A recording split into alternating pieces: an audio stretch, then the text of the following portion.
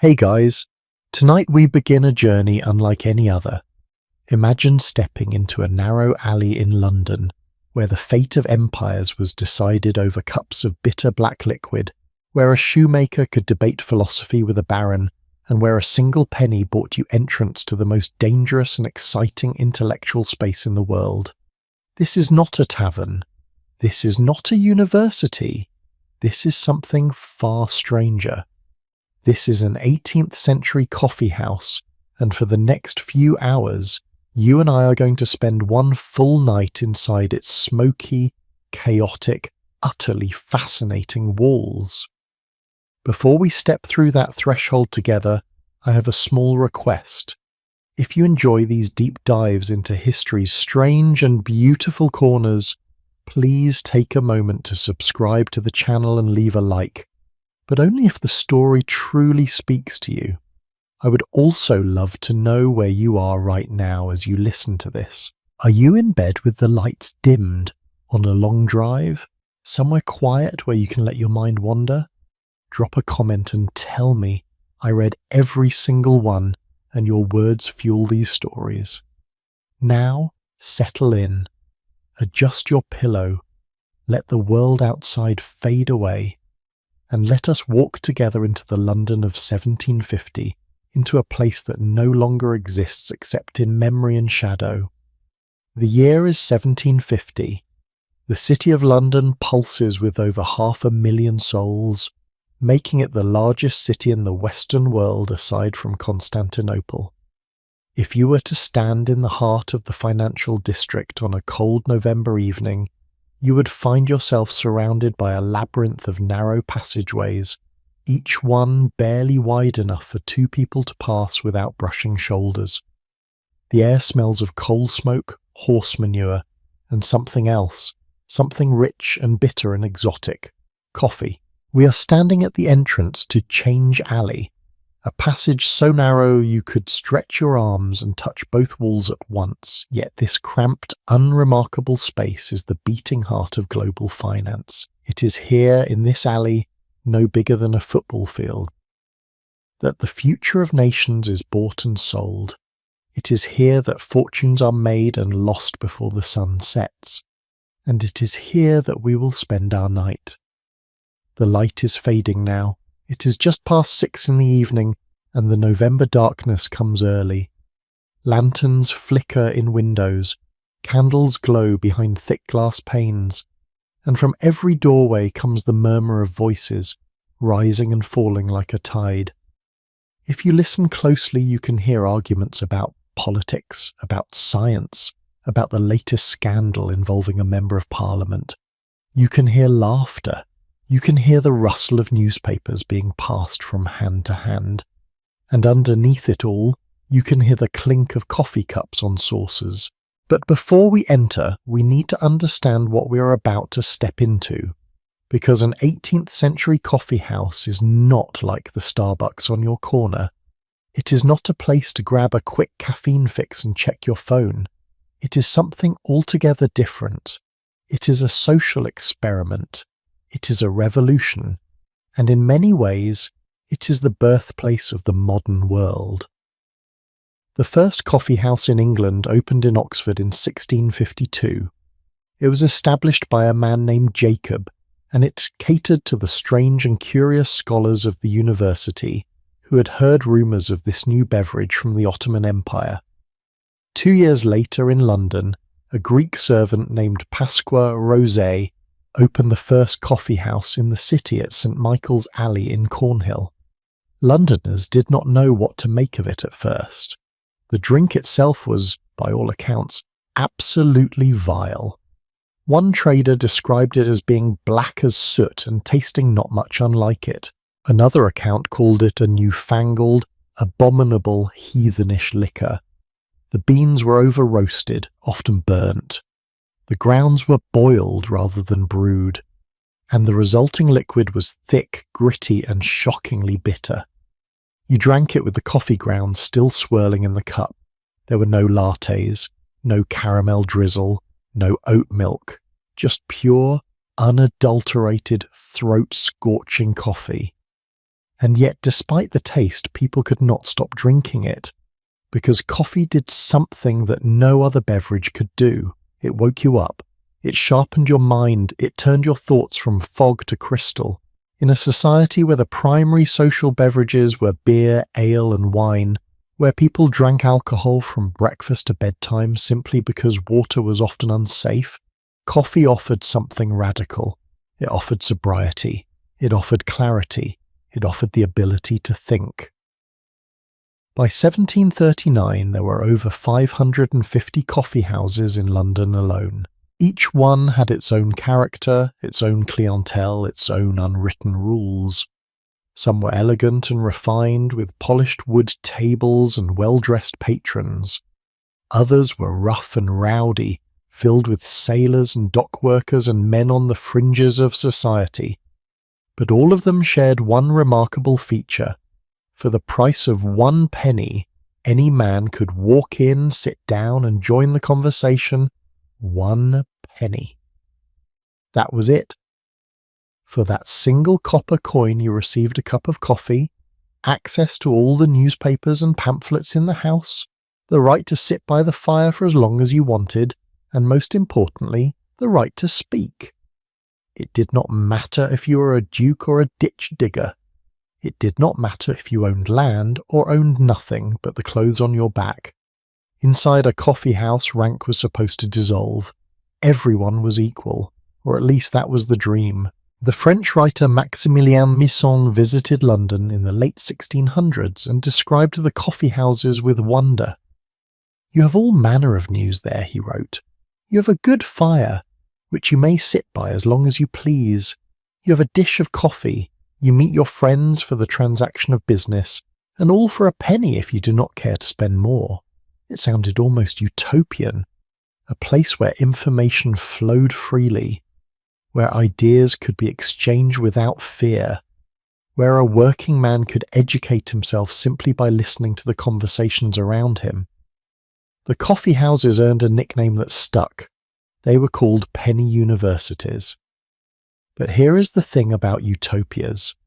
They are never quite as perfect as they seem, because even as the coffee houses opened their doors to men of all classes, they kept those doors firmly shut to half the population. Women were not allowed, not as customers anyway. A few women owned coffee houses or worked as servers, but the vast majority were excluded from this vibrant public space. The official reason given was that coffee houses were places of serious political and intellectual discourse, and such matters were not the concern of respectable women. The unofficial reason was more complicated.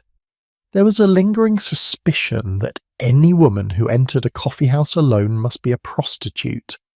The very act of crossing that threshold marked you as improper, as transgressive. And so the women of London watched from the outside as their husbands, fathers, brothers, and sons spent hours, sometimes entire days, in these mysterious establishments. In 1674, a satirical pamphlet appeared titled The Women's Petition Against Coffee. It claimed to speak for the frustrated wives of London, and it did not hold back. The pamphlet railed against the newfangled, abominable, heathenish liquor called coffee. It accused the drink of making men unmanly, of sapping their vitality, of turning them into pale, hollow-eyed creatures who cared more about debate than about their families. But historians today suspect that the pamphlet was not actually written by women at all. It was likely penned by members of the church or by tavern owners who resented the competition.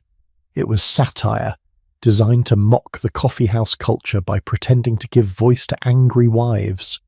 Whether real or fake, the pamphlet reveals a deeper truth.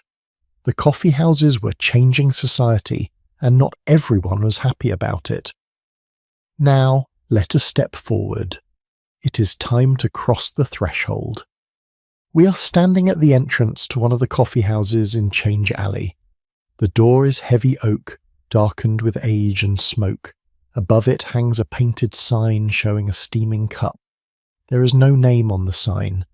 You are simply expected to know which coffee house this is by reputation by word of mouth, by the type of people who gather here. You push open the door and immediately you are hit by a wall of sensation. The heat is the first thing you notice. A roaring fire burns in the hearth, and combined with the press of bodies, the room feels almost tropical. The air is thick with smoke, not just from the fire but from dozens of clay pipes.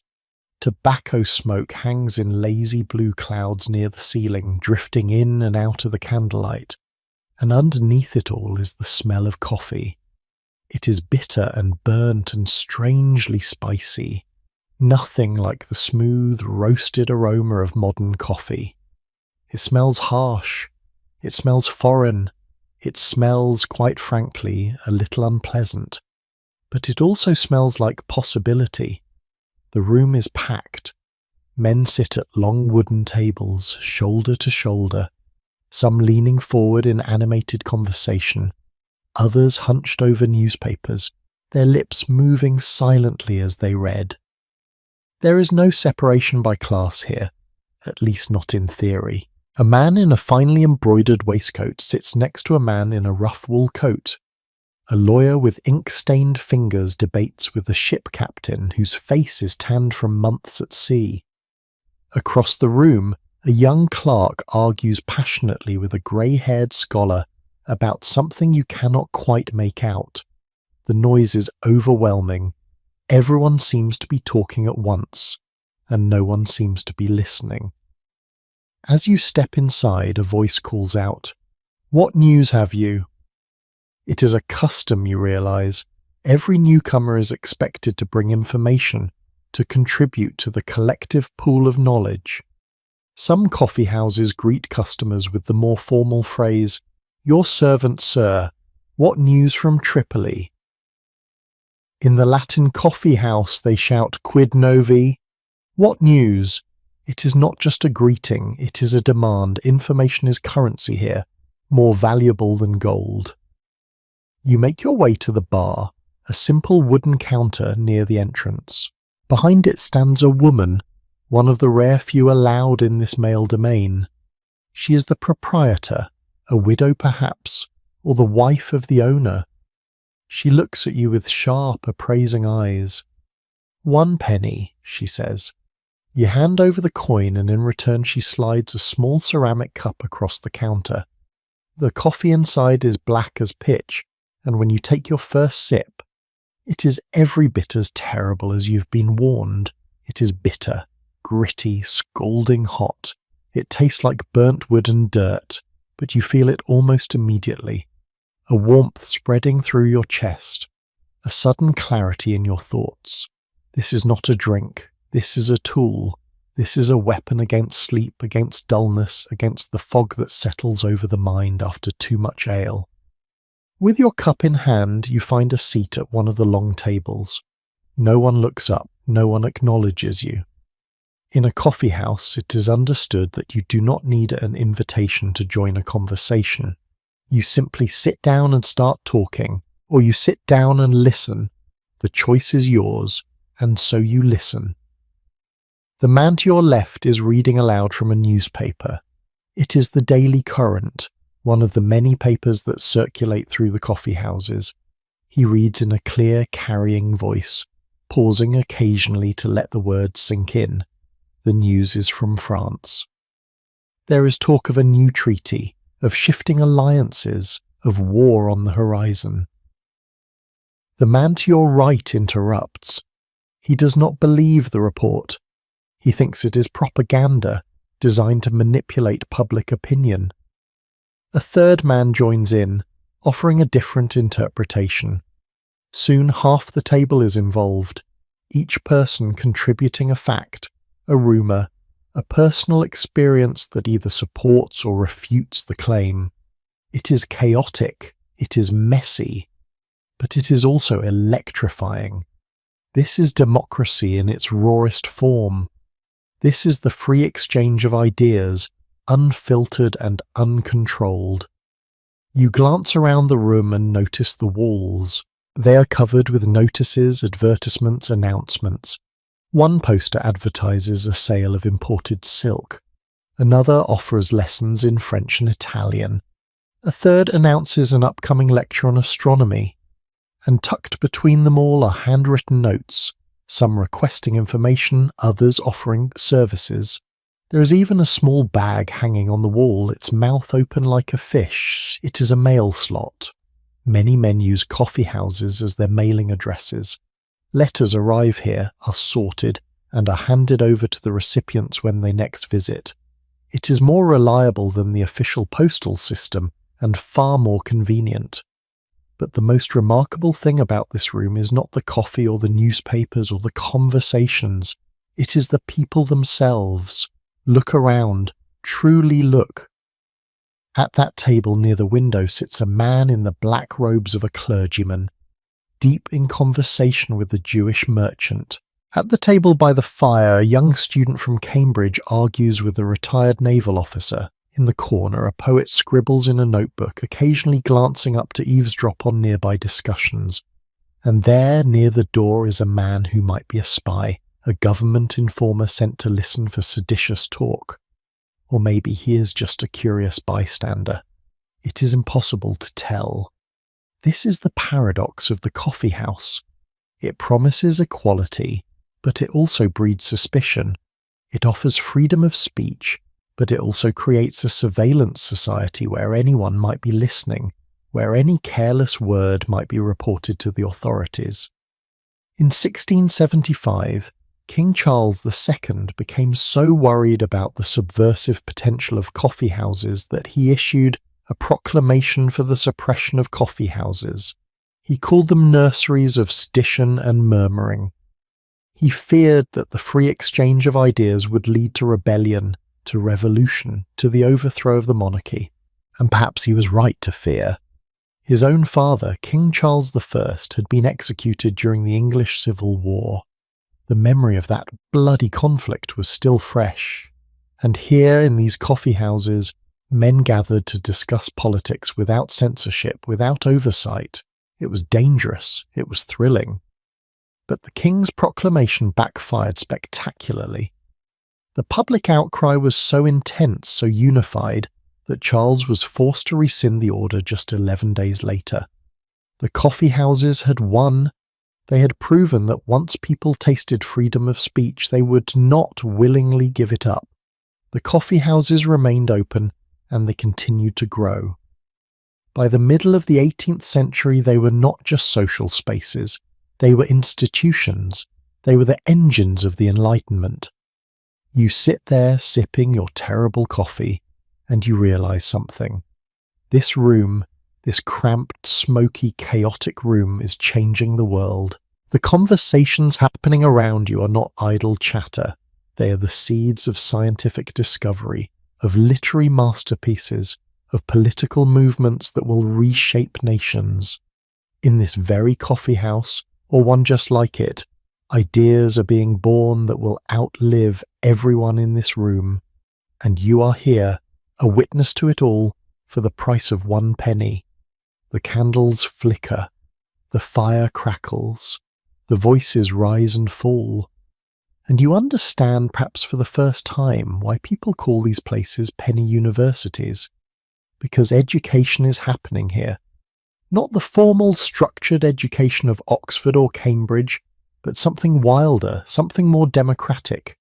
Here, a poor man can learn about science from a gentleman. Here, a tradesman can debate theology with a scholar. Here, knowledge is not locked behind the walls of institutions.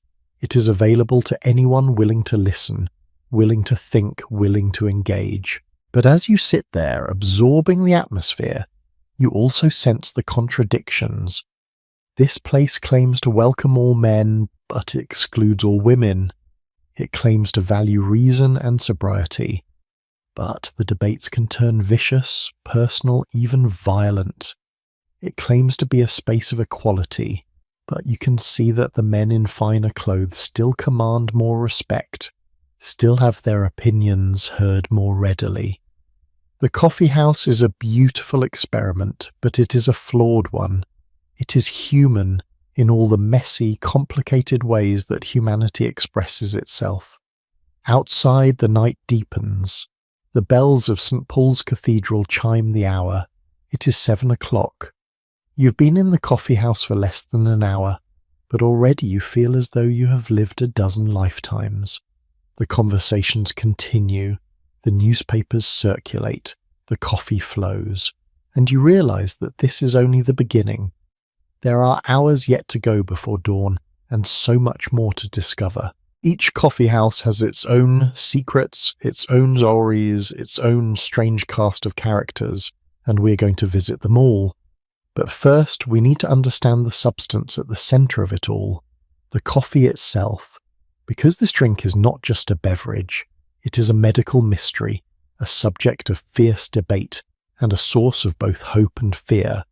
In the next part of our journey, we are going to look more closely at what exactly is in that cup, why people could not stop drinking it despite its awful taste, and why some people believed it was a cure-all medicine while others thought it would kill you.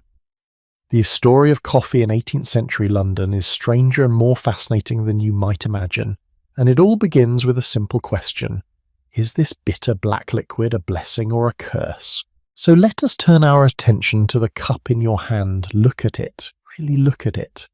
The liquid inside is almost black, so dark that you cannot see through it even when you hold it up to the candlelight. Tiny particles float on the surface, remnants of the coffee grounds that were boiled rather than filtered. The cup itself is crude ceramic, thick-walled and unglazed on the inside. There is no handle. You wrap your fingers around it and feel the heat radiating through the clay. This is your coffee. And if you are like most people in 1750 London, you're about to have a very complicated relationship with it. The first question everyone asks when they encounter coffee for the first time is simple. What does it taste like? And the honest answer, the answer that shows up again and again in letters and diaries and medical treatises from the period, is this. It tastes absolutely terrible. William Biddulph, a trader who encountered coffee in the Middle East before it reached England, described it as black as soot and tasting not much unlike it. That was one of the kinder descriptions. Others called it muddy, bitter, burnt, and resembling the taste of old shoes boiled in ditch water. One pamphlet from 1674 referred to it as a newfangled, abominable, heathenish liquor.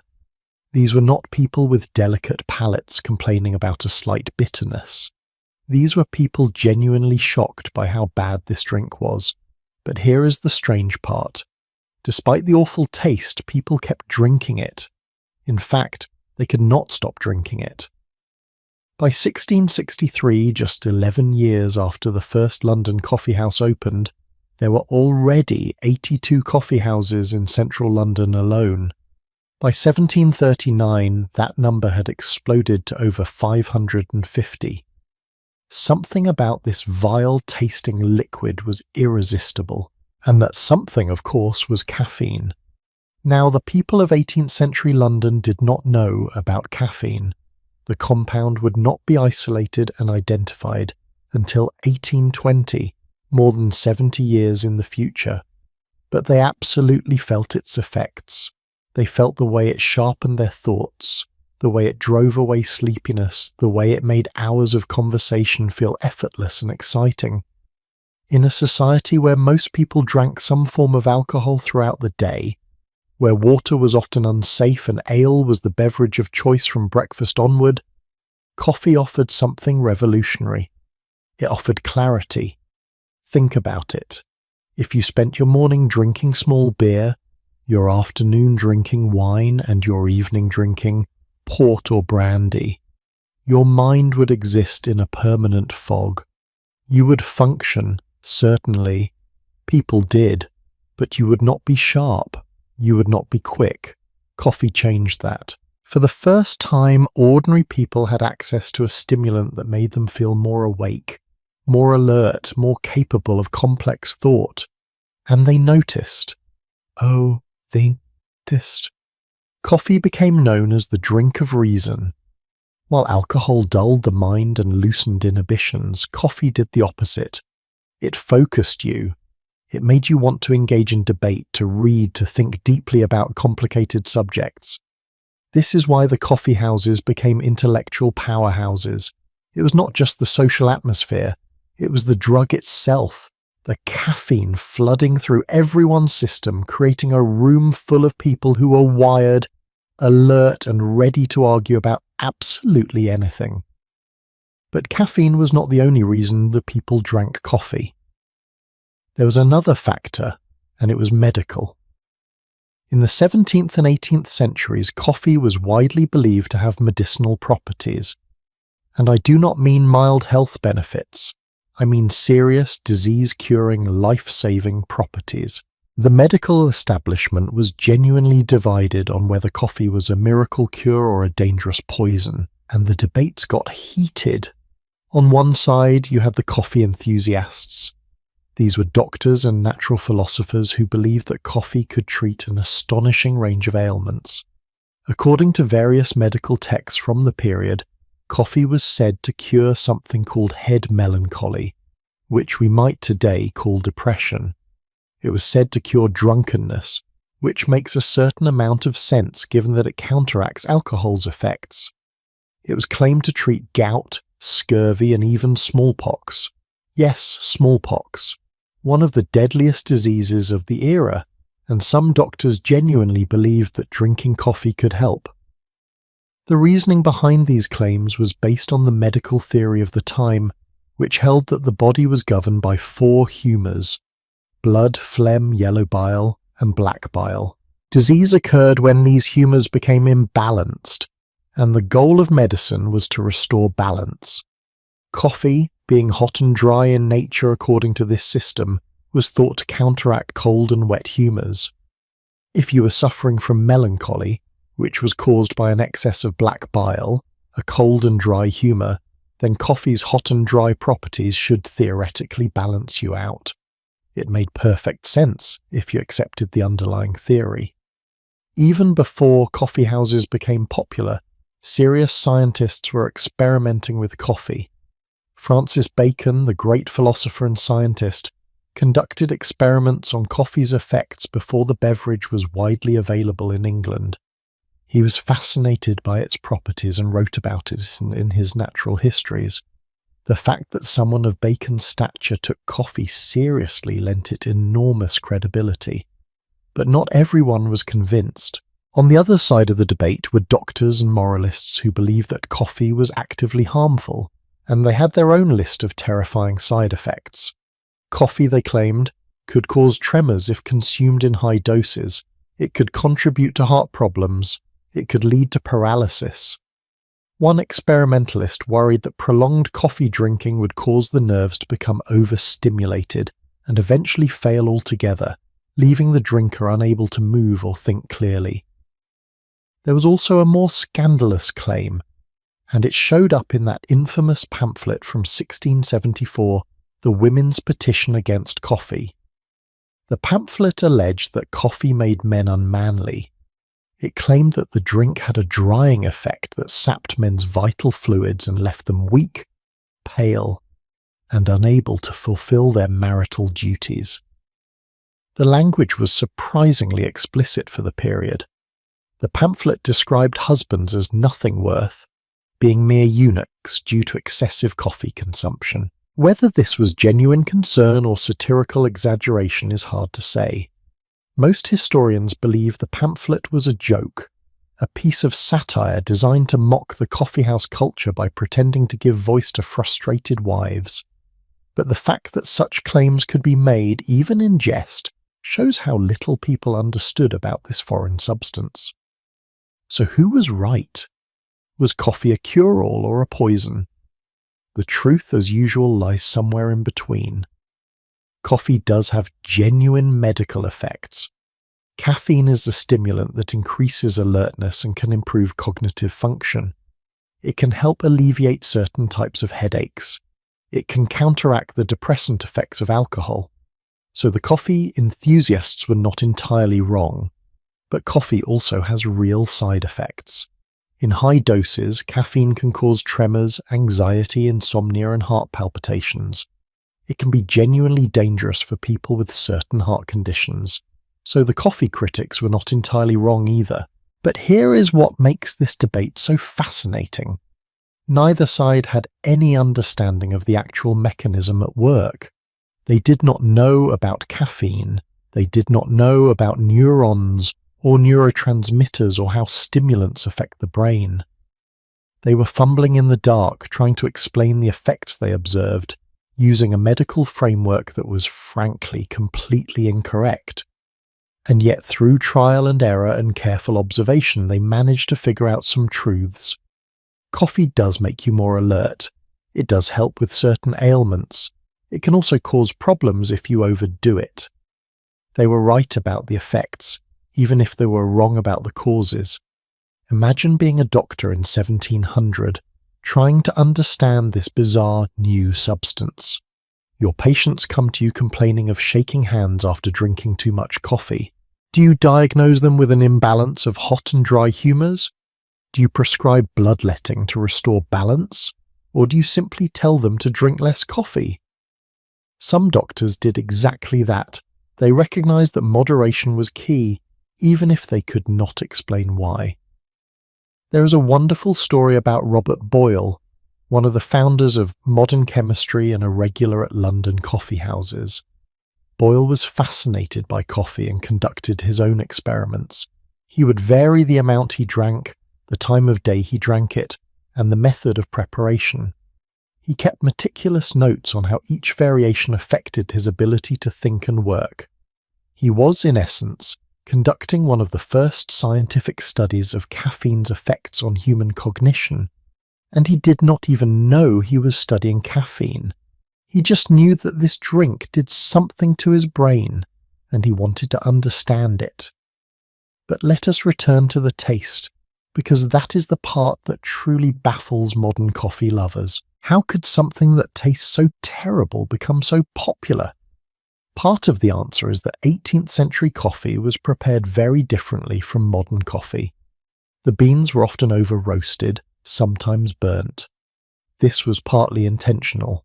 The burnt flavour was thought to enhance the medicinal properties, but it also happened because roasting was an imprecise art.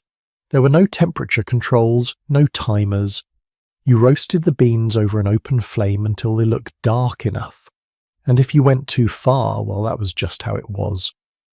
Once roasted, the beans were ground into a coarse powder. Then, instead of brewing the coffee by passing hot water through the grounds, as we do today, they simply boiled the grounds directly in the water. Imagine making a pot of tea, but instead of using a tea bag, you just dump loose tea leaves into boiling water and let them steep until the liquid is almost black. That is essentially how coffee was made. The result was a thick, sludgy beverage with grounds floating in it. You drank it, grounds and all. People would take a sip, swish it around their mouths to strain out the worst of the grit and swallow. It was unpleasant, but it was also undeniably effective. Some coffee houses tried to improve the taste by adding spices. Cinnamon, cloves and nutmeg were common additions. These spices not only masked some of the bitterness, but also added their own exotic appeal. Remember, spices were expensive and associated with wealth and sophistication. A cup of spiced coffee was a luxury item, even if the base liquid tasted like burnt wood. Others added sugar, which was also expensive but increasingly available thanks to the brutal sugar trade from the Caribbean plantations. Sugar helped tremendously with the bitterness, and sweetened coffee became the preferred drink for many patrons. But purists insisted that real coffee should be drunk black, bitter and strong. Adding sugar was seen as a sign of weakness, a failure to appreciate the drink's true character. Sound familiar? The same debates we have today about how to properly drink coffee were already raging in the 1700s. There was also chocolate, which some coffee houses served alongside coffee. Chocolate had arrived in England around the same time as coffee, and it was prepared in much the same way. Boiled, unsweetened, and served hot in tall cups. If you could afford it, chocolate was actually considered a more refined drink than coffee. It was associated with the aristocracy and the very wealthy. Coffee, by contrast, was more democratic. It was cheaper, more readily available, and therefore more popular among the middle and working classes. But whether you drank coffee, chocolate, or some tea, which was also gaining popularity, the point was not really the beverage itself, the point was the space.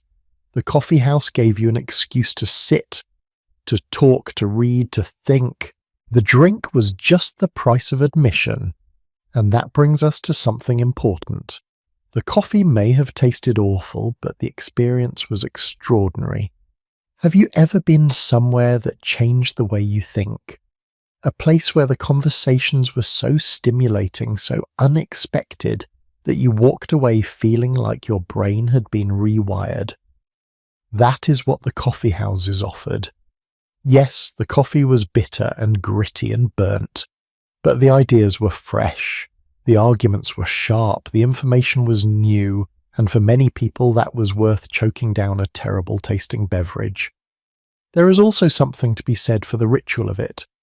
Humans are creatures of habit, and the act of sitting down with a cup of something hot, even if that something is objectively disgusting, creates a sense of comfort and routine.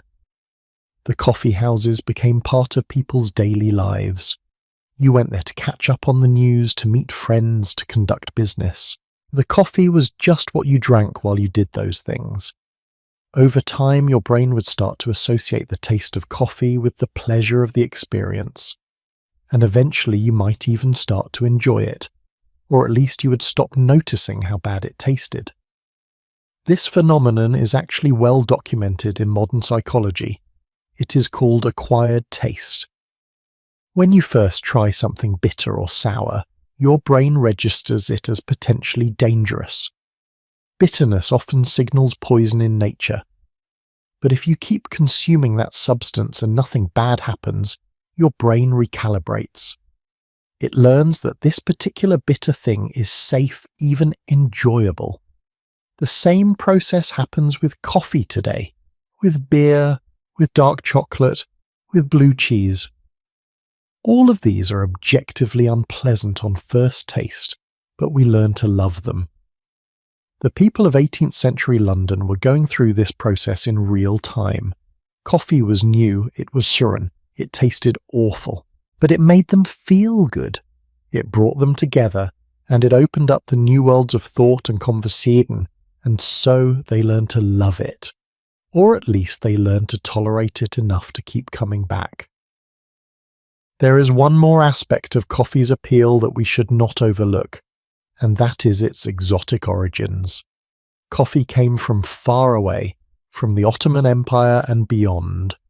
It was associated with distant lands, with trade routes, with the expansion of European power across the globe. When you drank coffee in 1750 London, you were participating in a global economy. The beans in your cup had travelled thousands of miles, passing through the hands of farmers in Yemen or Ethiopia, traders in Constantinople, merchants in Venice or Amsterdam, and finally arriving in London. Every sip connected you to this vast interconnected world. It made you cosmopolitan, sophisticated, a citizen of the world rather than just a resident of your neighbourhood. This sense of worldliness was part of the coffee house appeal. You were not just drinking a beverage, you were participating in something larger, something modern, something that marked you as part of the new intellectual elite. Even if you were just a clerk or a shopkeeper, inside the coffee house you could feel like a philosopher, a scientist, a man of importance. And so, despite the terrible taste, despite the medical debates, despite the moral panic and the satirical pamphlets, coffee conquered England. It became woven into the fabric of daily life. It changed the way people socialized, the way they conducted business, the way they thought about the world. And it all started with this bitter black liquid that tasted like burnt dirt. Now, you might be wondering, did no one try to make better coffee? Did no one experiment with different roasting techniques or brewing methods? The answer is yes, some did. But remember, coffee was still relatively new to Europe. The science of roasting and brewing was in its infancy. It would take another century or more before coffee preparation became refined into the art we know today. In 1750 you took what you could get, and what you got was burnt, boiled and bitter. But it worked. And sometimes that is enough. As you sit there in the coffee house draining the last gritty sips from your cup, you realize something. This terrible tasting drink has become the fuel of a revolution.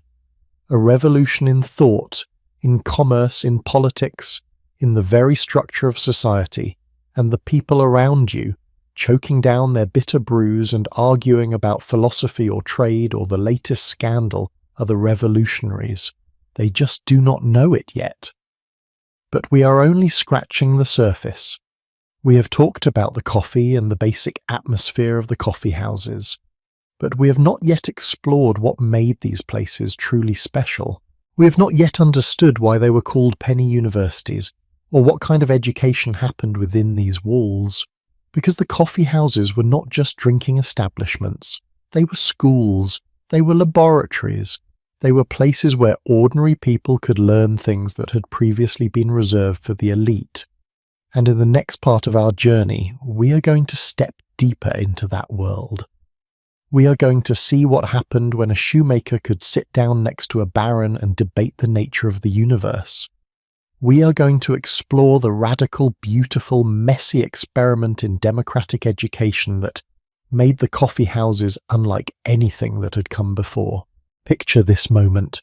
It is now approaching 8 o'clock in the evening, and the coffee house has reached its fullest capacity. Every seat at every table is occupied. Men stand in clusters near the walls, leaning in to hear conversations over the general din. The air has grown thicker, warmer, more electric with possibility. And at the table directly in front of you, something remarkable is happening. Something that would have been impossible anywhere else in England. A shoemaker is arguing with a baron about the nature of gravity. The shoemaker's name is Thomas. You do not know his surname because no one has asked. In a coffee house, surnames are optional. What matters is not who your father was or what title you inherited, but what you know and how well you can defend your ideas. Thomas has calloused hands stained with leather dye. His coat is worn at the elbows, but right now he is holding his own in a debate about natural philosophy with a man who owns 3 estates and commands the loyalty of hundreds of tenants. The Baron, whose name is Sir William something or other, has just finished explaining his understanding of Sir Isaac Newton's theory of universal gravitation. He speaks with the confidence of a man who attended Cambridge, who studied under private tutors, who has access to the latest scientific texts. But Thomas is not intimidated. He listened carefully, and now he raises a question. If gravity pulls all objects toward each other, why do the planets not simply crash into the sun? Why do they maintain their orbits? It is a good question, a genuinely insightful question. And Sir William pauses, considers, and then attempts an answer involving centrifugal force and the balance of attractions. Thomas nods slowly. He is not convinced, but he is thinking. Around them, other men have stopped their own conversations to listen. Because this, right here, is what the penny universities are all about. This is why people called these places the most democratic institutions in England. The term penny university was not just a clever nickname. It was a genuine description of what happened in these spaces. For 1 penny, the price of a cup of coffee, any man could enter and receive an education that rivaled what was available at Oxford or Cambridge. Not the same education, mind you. There were no formal lectures, no examinations, no degrees awarded. But there was something perhaps more valuable. There was access to ideas, to information, to people who knew things you did not know. And in the intellectual economy of the 18th century, that access was priceless. Let me give you a sense of scale. In 1750, if you wanted to attend Oxford or Cambridge, you needed several things. First, you needed to be male. That goes without saying. Second, you needed substantial wealth. Tuition, room, board and fees could easily cost £50 to £100 per year, roughly equivalent to the entire annual income of a skilled tradesman. Third, you needed the right social connections. Universities were not meritocracies. They were finishing schools for the sons of gentlemen. If you were born into the working or even middle classes, higher education was simply not an option for you. But the coffee houses asked for 1 penny. That was it. No background check, no letter of recommendation, no proof of gentle birth. Just 1 penny and you were in. You could sit at the same tables as university graduates, as physicians, as lawyers, as merchants who had travelled the world. And you could listen, you could learn, and if you were brave enough, you could speak. The things taught in coffee houses were astonishingly diverse. Some coffee houses specialised in particular subjects. There were coffee houses frequented by scientists and natural philosophers, where discussions of astronomy, physics and chemistry dominated. There were literary coffee houses where poets and playwrights debated metre and meaning. There were political coffee houses where every decision of Parliament was analysed and criticised. And there were merchant coffee houses where the talk was all of trade routes, commodity prices, and the latest ventures. But even beyond these informal specialisations, coffee houses offered structured education. Yes, actual lessons. Throughout the late 17th and early 18th centuries, many coffee houses hosted teachers who would offer instruction in specific subjects for a small additional fee. You could learn French, Italian or Latin from a tutor who set up shop in a corner of the coffee house. You could take lessons in mathematics, useful for merchants and accountants.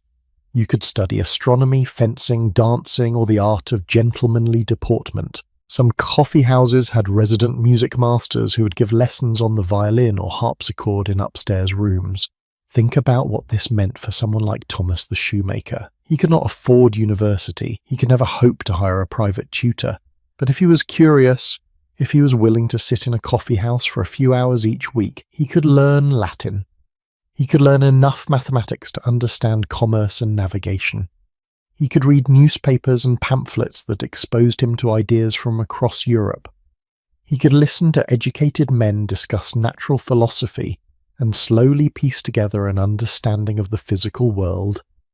It was not formal education, but it was real education nonetheless. The diarist Samuel Pepys captured this atmosphere beautifully in his journals.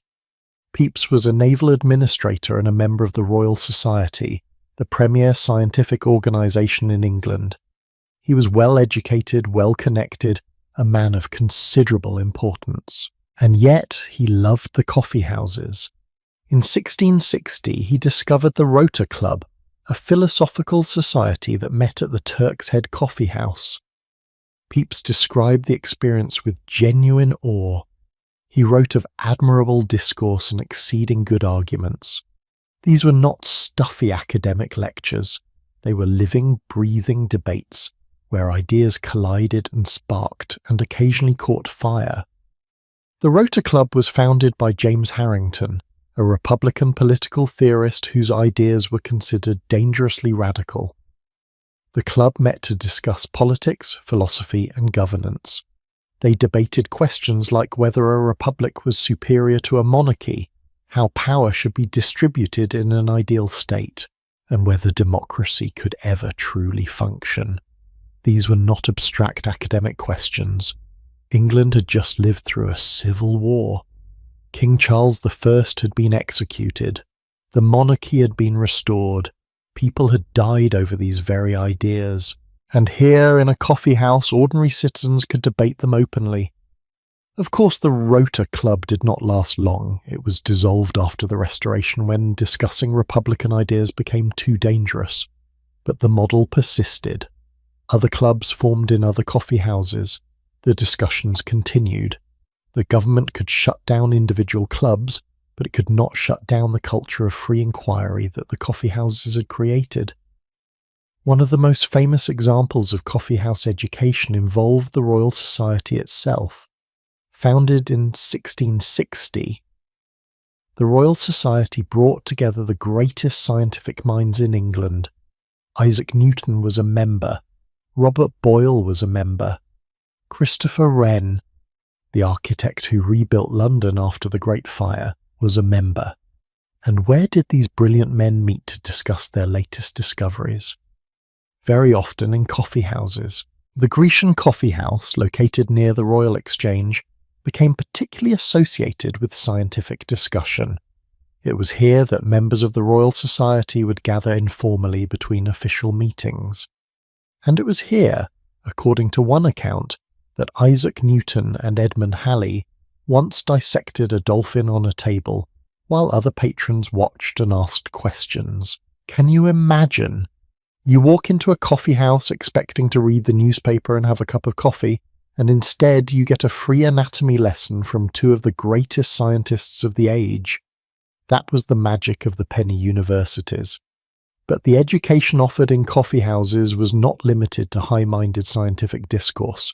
Practical knowledge was equally important. A young man hoping to enter trade could learn about different markets, about the realities of shipping and commerce, simply by listening to experienced merchants' talk shop. Someone interested in the law could hear lawyers debate cases and precedents. An aspiring writer could learn the craft by listening to established authors discuss their work. There was also the newspapers. Oh, the newspapers. This might be the single most important educational tool the coffee houses provided. In 1750, newspapers were becoming increasingly common, but they were still expensive for individuals to purchase. A single issue might cost several pennies, a significant expense for a working man. But coffee houses subscribed to multiple papers and made them available for free to all patrons. You could walk into a coffee house and read half a dozen different newspapers in a single sitting. London papers, provincial papers, foreign papers translated into English. You could learn what was happening in Parliament, in the courts, in the streets. You could read about wars in Europe, trade negotiations with the Americas, scientific discoveries, theatrical performances, scandals involving public figures. This access to information fundamentally changed English society. Before coffee houses, news was controlled by a small elite. If you were not wealthy or well-connected, you simply did not know what was happening beyond your immediate neighbourhood. But the coffee houses democratized information. They created an informed public sphere where ordinary people could participate in discussions about national and international affairs. And that informed public sphere, historians argue, was essential to the development of modern democracy. Consider the impact this had on social mobility. If you were born poor but intelligent and curious, the coffee houses offered you a path to self-improvement. You could not buy your way into the upper classes, but you could educate yourself. You could learn how the wealthy thought, how they spoke, what they knew. You could acquire cultural capital, and in some cases, that education could lead to real opportunities. There are documented examples of men who started as apprentices or clerks, educated themselves in coffee houses, and eventually became successful merchants, writers, or even members of parliament. But let us be honest about the limitations, because while the coffee houses claimed to be egalitarian, they were never truly equal. Yes, a shoemaker could sit at the same table as a baron, but that did not mean they were treated as equals. The baron's opinion still carried more weight. His education was still respected more. His accent, his clothing, his bearing all marked him as superior. The shoemaker could participate in the conversation, but he could never forget his place. And there was another, much more glaring limitation. Women were excluded, completely. With very rare exceptions, no respectable woman could enter a coffee house as a patron. The penny universities were for men only. This meant that half the population was barred from this incredible educational opportunity. It did not matter how intelligent a woman was, how curious, how eager to learn. The door was closed to her. Some women found ways around this. There are stories, probably apocryphal but possibly true, of women dressing as men to sneak into coffee houses. There are accounts of women standing outside coffee houses, listening through windows or doors. And of course, some women owned or managed coffee houses, which gave them at least some access to the conversations, even if they were not supposed to participate. But these were exceptions. For the vast majority of women, the penny universities might as well have been on the moon. This exclusion is one of the great paradoxes of the Enlightenment. The same society that celebrated reason, progress, and universal human rights also maintained strict barriers based on gender. The same men who argued passionately for political equality among classes saw nothing wrong with excluding women from public intellectual life. It was a blind spot so enormous that it is hard for us to understand today, but it was real, and its effects were profound. Still, within their limitations, the penny universities were revolutionary. They created a space where ideas could flow across class boundaries, where autodidacts could flourish, where curiosity was valued more than pedigree. And the ripple effects of this intellectual ferment were enormous. The scientific revolution, the industrial revolution, the political revolutions that would reshape Europe and America in the late 18th and early 19th centuries, all of these were fueled in part by the coffeehouse culture, by the idea that knowledge should be accessible, that debate should be free, that ordinary people had the right and the ability to think for themselves. As you sit there in the coffee house watching Thomas the shoemaker hold his own against Sir William the Baron, you realize you are witnessing something historic. This is not just an interesting conversation. This is the birth of a new kind of society. A society where your birth does not determine your intellectual life, where information is a public good rather than a private privilege, where a penny can buy you not just coffee, but a seat at the table of human knowledge. The clock on the wall chimes the half hour. It is 8:30 now, and the evening is still young. The debates continue. The newspapers circulate, the coffee flows, and you find yourself thinking about all the other conversations happening in all the other coffee houses scattered across London. How many brilliant ideas are being shared right now?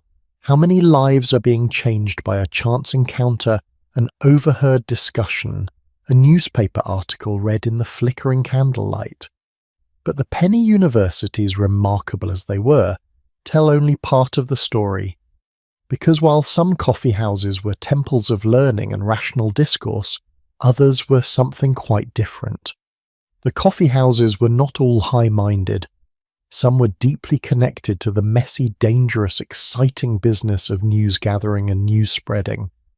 And that is where we turn next.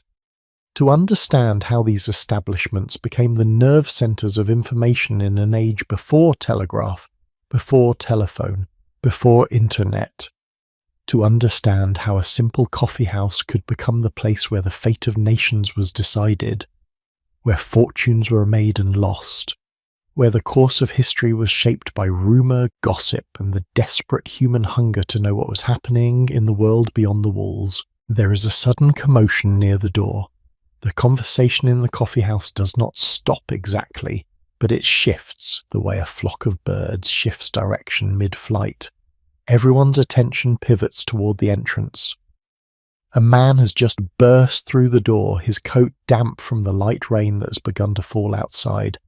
He is breathing hard as though he has been running, and in his hand he clutches a folded piece of paper.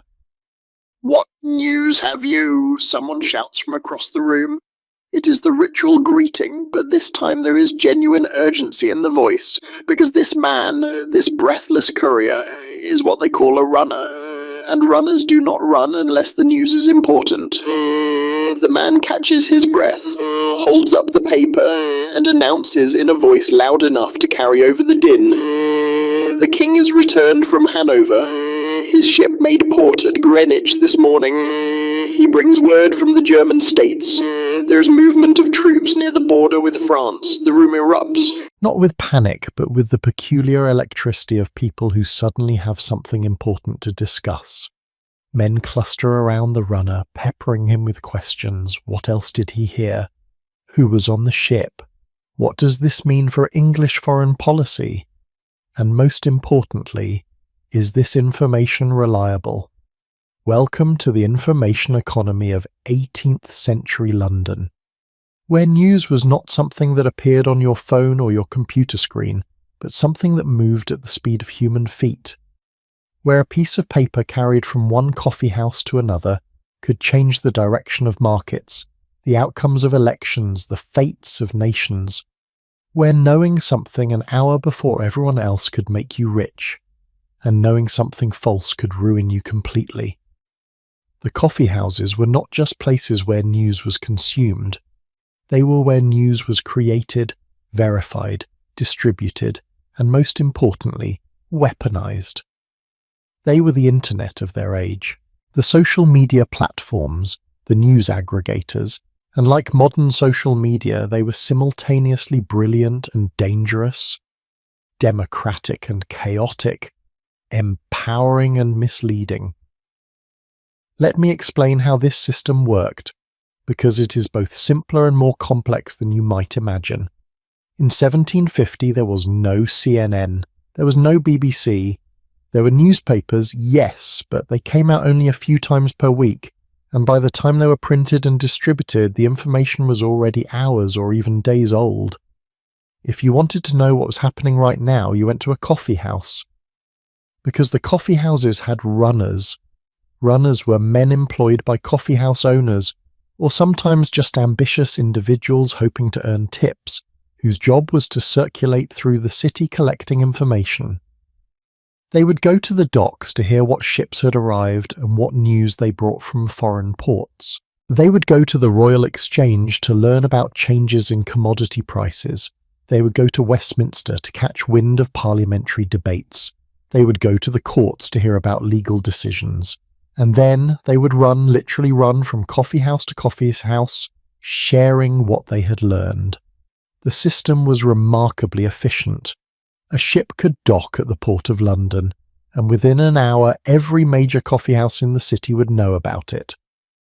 A vote in Parliament could be announced, and within 2 hours men in coffeehouses across London would be debating its implications. This was unprecedented. For the first time in human history, ordinary people had access to news that was nearly instantaneous. Not quite real-time, but close enough that it changed everything. But here is the crucial thing. The runners were not journalists in the modern sense. They had no editors, no fact-checkers, no standards of verification. They simply passed along whatever they heard, and it was up to the coffeehouse patrons to decide what was true. This meant that rumour and fact flowed together in an undifferentiated stream. A runner might bring accurate news about troop movements in one breath and completely false gossip about a member of parliament in the next breath. And unless you had independent sources of verification, you had no way to tell which was which. This created a market for information literacy. The men who frequented coffee houses became experts at evaluating sources. They learned which runners were reliable and which exaggerated. They learned to cross-reference information from multiple sources before acting on it. They learned to read between the lines, to detect bias, to separate probable truth from probable fiction. In other words, they developed the exact same skills that we need today to navigate social media. The technology has changed, the challenge has not. Some coffee houses went beyond simply receiving news from runners. They became active participants in the news-gathering apparatus. They employed their own informants. They cultivated relationships with ship captains, government clerks, merchants, anyone who might have access to valuable information. The best coffee houses became known for the quality of their intelligence, and men would pay a premium to frequent them. Edward Lloyd understood this better than almost anyone. His coffee house, Lloyd's, was located near the Thames docks and attracted primarily merchants and sailors involved in shipping. Lloyd realised that these men did not just want coffee, they wanted information.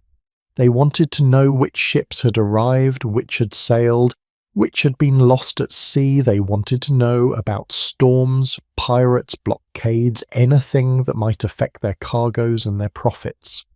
So Lloyd started publishing a newsletter. It was called Lloyd's List, and it began in 1696 as a simple sheet of paper listing ship arrivals and departures, but it quickly evolved into something more comprehensive. Lloyd's List provided information about ship conditions, about losses at sea, about which captains were reliable and which were not. It became the authoritative source for maritime news, and crucially it was only available at Lloyd's Coffeehouse. If you wanted access to Lloyd's List, you had to buy your coffee from Edward Lloyd. This was genius. Lloyd had created what we would now call exclusive content. He had given his customers reason to choose his coffeehouse over all the others, and it worked spectacularly. Lloyd's Coffeehouse became the centre of the maritime insurance trade. Underwriters, the men who agreed to insure ships and cargoes for a fee, would gather at Lloyd's to assess risks and make deals. They had access to better information than anyone else, which meant they could make better decisions. And slowly, over decades, Lloyd's Coffeehouse evolved into Lloyd's of London, which is today one of the largest and most important insurance markets in the world. All because one coffeehouse owner understood that information is power. But Lloyd's was unusual in its level of organisation. Most coffeehouses operated on a more informal basis. They relied on a different kind of information infrastructure. They relied on the coffeehouse itself serving as a post office. Yes, a post office. This was another function of coffeehouses that is easy to overlook but was absolutely essential. In 18th century London, the official postal system was unreliable and expensive. Letters often went missing. Deliveries were slow. And if you were not wealthy enough to maintain a fixed address, receiving mail was nearly impossible. So people used coffeehouses as their mailing addresses instead. Here is how it worked. Bags or boxes were hung on the walls of coffeehouses, each one labelled with different categories. Letters would be delivered to the coffeehouse, sorted into the appropriate container, and held until the recipient came to collect them. If you were a merchant, you might give your correspondents the address of your favourite coffeehouse, rather than your home address. Your business partners, your family, your creditors, everyone would send their letters there, and you would stop by once or twice a day to check for mail. This system had several advantages. First, it was more reliable than home delivery. Coffeehouse owners had a vested interest in maintaining a good postal system because it kept customers coming back. Second, it was social. Collecting your mail gave you an excuse to sit down, have a coffee, catch up on the news. Third, it was flexible. If you travelled frequently or lived in temporary lodgings, you always had a stable address where people could reach you. But it also had implications for privacy, or rather the lack thereof. Your mail sat in an open bag where anyone could see the outside of the envelope. They could see who was writing to you, where the letters came from. In some cases, they could even see if you were receiving a lot of mail or very little, which might indicate your level of business success or social connection. Everything was public, everything was visible. The coffeehouses created transparency whether you wanted it or not. This transparency extended to the conversations themselves. Have you ever been in a coffee shop today and overheard someone's phone conversation, or seen someone working on a laptop where you could glimpse their screen? That same dynamic existed in 18th century coffeehouses, except amplified. Business deals were negotiated in the open. Political strategies were discussed where anyone could listen. Personal letters were read aloud to friends. There was very little notion of privacy in the modern sense. And this created opportunities for espionage. The British government knew perfectly well that coffee houses were hotbeds of information exchange, and they took full advantage. Government informers, men paid to listen and report back, were a constant presence. They would sit quietly in corners, nursing their penny cup of coffee for hours, taking mental notes of who said what. Any talk that smacked of sedition, of disloyalty to the crown, or of sympathy for Jacobite rebels or Republican ideals could and would be reported. The most famous example of this occurred in 1696, when several patrons of Jonathan's Coffeehouse were implicated in a plot to assassinate King William III. The plot was discovered partly because informers in various coffeehouses had reported suspicious conversations. The plotters had thought they were safe speaking in coded language, trusting that the noise and chaos of the coffeehouse would protect them. They were wrong. Several men were arrested, tried and executed. The lesson was clear. The coffeehouses might feel like safe spaces, but they were anything but. Yet despite the risks, people kept talking, they kept sharing information, speculating, debating, because the hunger for news was stronger than the fear of surveillance. And as the 18th century progressed, newspapers became more sophisticated, more numerous, more central to coffeehouse culture. By 1750, London had dozens of newspapers, each with its own political bias, its own audience, its own agenda. There were Whig papers and Tory papers. There were papers that focused on foreign news, papers that specialized in scandal and gossip, papers that covered commerce and trade, and the coffee houses subscribed to as many as they could afford. Some of the larger, more prosperous establishments might take 6 or 8 different papers, and that they made them all available to customers for free, included in the price of that single penny cup of coffee. This was transformative. Think about what it meant. A working man, someone who could never afford to buy newspapers himself, could walk into a coffee house and spend an afternoon reading multiple perspectives on the same event. He could compare how the Whig paper covered a parliamentary debate versus how the Tory paper covered it. He could learn to detect bias, to read critically, to think for himself. This was media literacy education happening organically, driven by economic necessity and intellectual curiosity, but not everyone approved. The critics of coffeehouse culture argued that giving ordinary people access to so much information was dangerous. They worried that men without proper education would misunderstand what they read, that they would be swayed by demagogues, that they would become radicalized. These fears were not entirely unfounded. The coffee houses did radicalize people. They did spread seditious ideas. They did contribute to political instability. But they also created an informed citizenry, a public capable of holding their government accountable.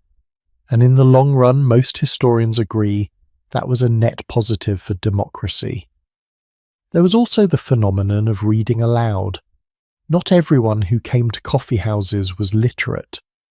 Literacy rates in 18th century England hovered around 60% for men and perhaps 40% for women among those few who had access to coffee houses at all. But illiteracy was not a barrier to accessing information, because literate patrons would read the newspapers aloud. Sometimes this was done informally, a man reading to a friend, but sometimes it was done deliberately, with someone taking on the role of public reader, delivering the news to a gathered audience like a performance. This oral culture of news created its own dynamics.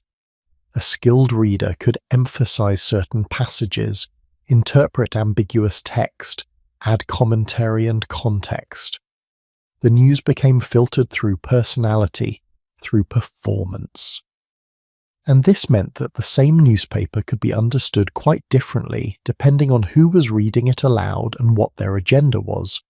It was editorializing in real time, with no distinction between reporting and opinion. One fascinating detail from this era involves a practice called the quid novi greeting. In the Latin coffee house, which was frequented by scholars and students with classical educations, patrons would greet each other with the Latin phrase quid novi, It means what news? But it was more than just a greeting. It was a ritual that encapsulated the entire ethos of coffeehouse culture. You did not just come to consume information passively, you were expected to contribute. Everyone was both a receiver and a transmitter of news. The information economy was participatory, and this participation created a sense of community. Regular patrons of a coffeehouse would come to know each other, not by name necessarily, but by their information networks. You learned who had reliable sources at the docks, who had cousins in Parliament, who travelled frequently, and could bring news from other cities. You learned whose judgment to trust and whose to discount. The coffeehouse became your information ecosystem, and you were a node within it. But with all this information flowing so freely, there was also the problem of information overload. Even in 1750, people complained about having too much news, too many newspapers, too many rumours and reports to keep track of.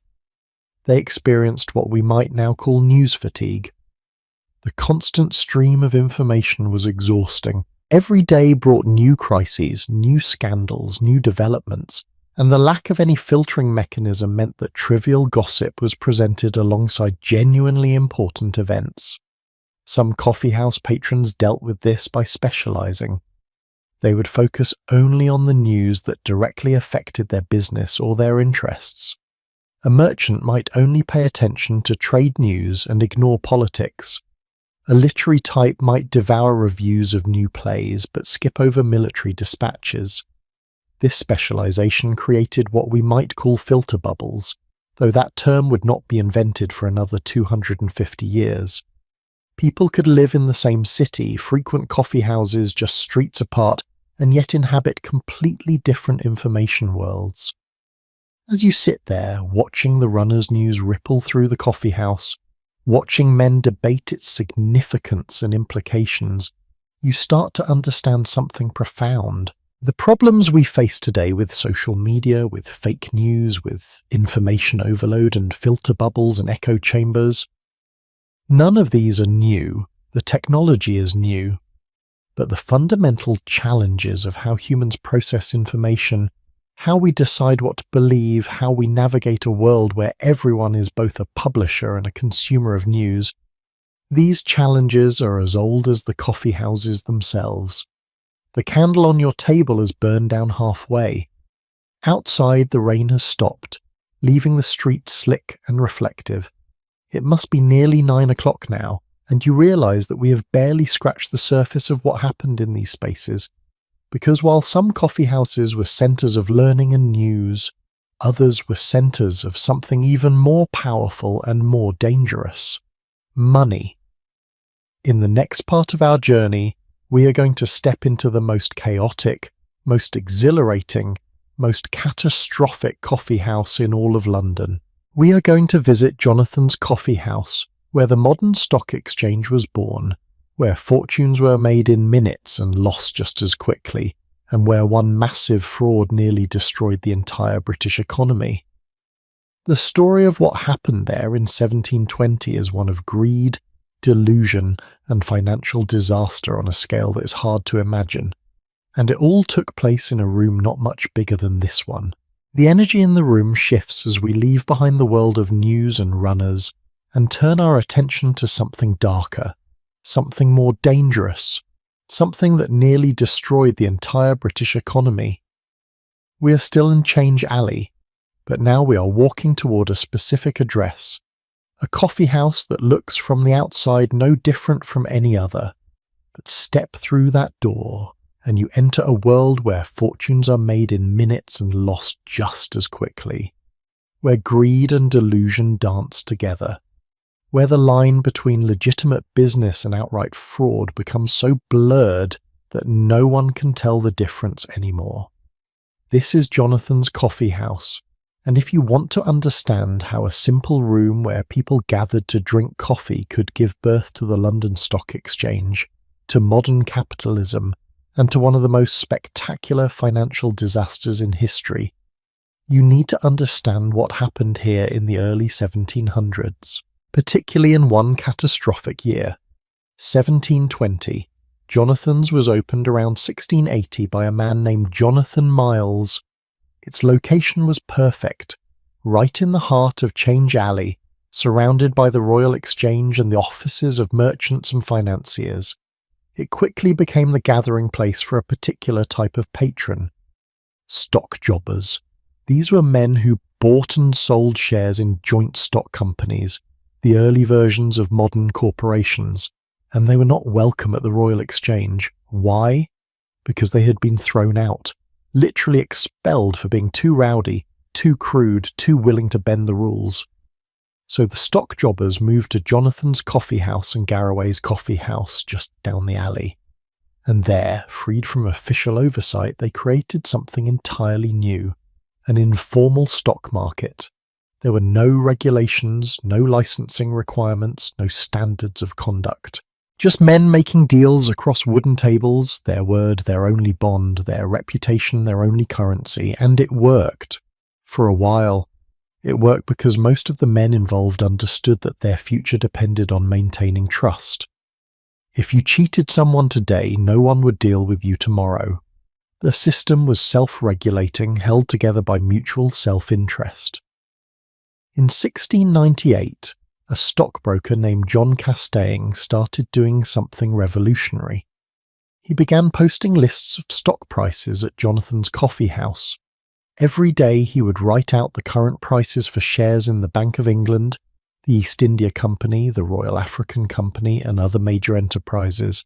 He would note what prices buyers were offering and what prices sellers were asking, and this simple act, writing down prices and making them public, transformed everything. Because suddenly there was transparency. Everyone could see what everyone else was paying, and that transparency created the foundation for a real market. Castaigne's price lists were so useful that he began publishing them in a newsletter called The Course of the Exchange. It became the first financial newspaper in England, maybe in the world, and it was distributed primarily through coffee houses. If you wanted to know what your investments were worth, you went to Jonathan's and checked Castaigne's list. The coffee house had become the beating heart of the British financial system. But transparency and trust can only go so far when enormous amounts of money are at stake. And in the early 1700s, the stakes became truly enormous. Because Britain was in trouble, the country had been fighting wars almost continuously for decades. The War of the Spanish Succession had ended in 1713, but it had left Britain drowning in debt. The government owed millions of pounds, and it had no clear way to pay it back. Different departments had borrowed money from different sources, often at ruinous interest rates. The whole system was on the verge of collapse. And then someone had an idea. A brilliant, audacious, ultimately catastrophic idea. What if you could convert government debt into shares in a private company? The government would no longer owe money to thousands of individual creditors. Instead, it would owe money to one company, and that company would give the creditors shares in exchange for their bonds. The creditors would become shareholders, and instead of receiving interest payments from the government, they would receive dividends from the company's profits. It was a debt-for-equity swap, though that term would not be invented for another 200 years. The company created to do this was called the South Sea Company, founded in 1711. And here is where it gets interesting. And by interesting, I mean deeply corrupt. The South Sea Company was granted a monopoly on trade with South America and the South Sea Islands. This sounded fantastic. Imagine the riches. Spanish gold, exotic goods, unlimited potential. Except there was one small problem. Spain and Portugal controlled South America, and they had no intention of allowing British merchants to trade freely in their territories. The monopoly was essentially worthless. But that did not matter, because the real business of the South Sea Company was never trade.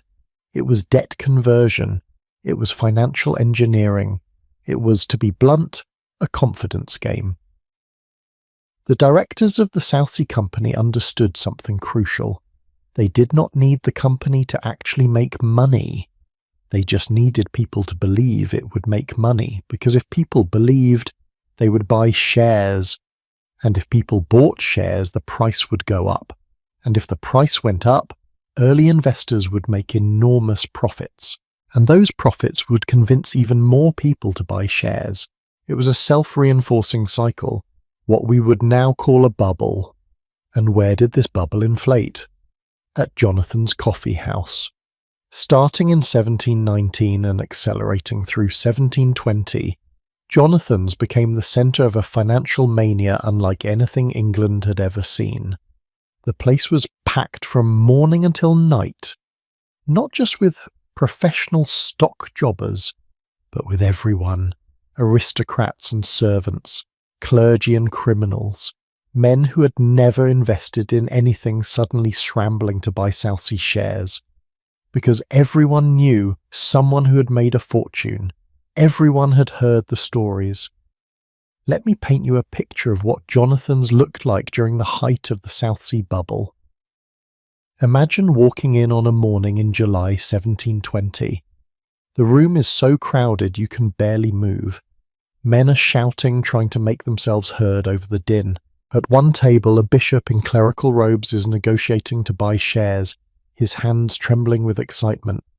At another table, a farmer from the countryside, his face still ruddy from the sun, is counting out gold coins, his entire life's savings, to purchase a stake in the South Sea Company. In the corner, a lawyer is explaining a scheme to buy shares on credit, using shares you do not yet own as collateral to borrow money to buy more shares.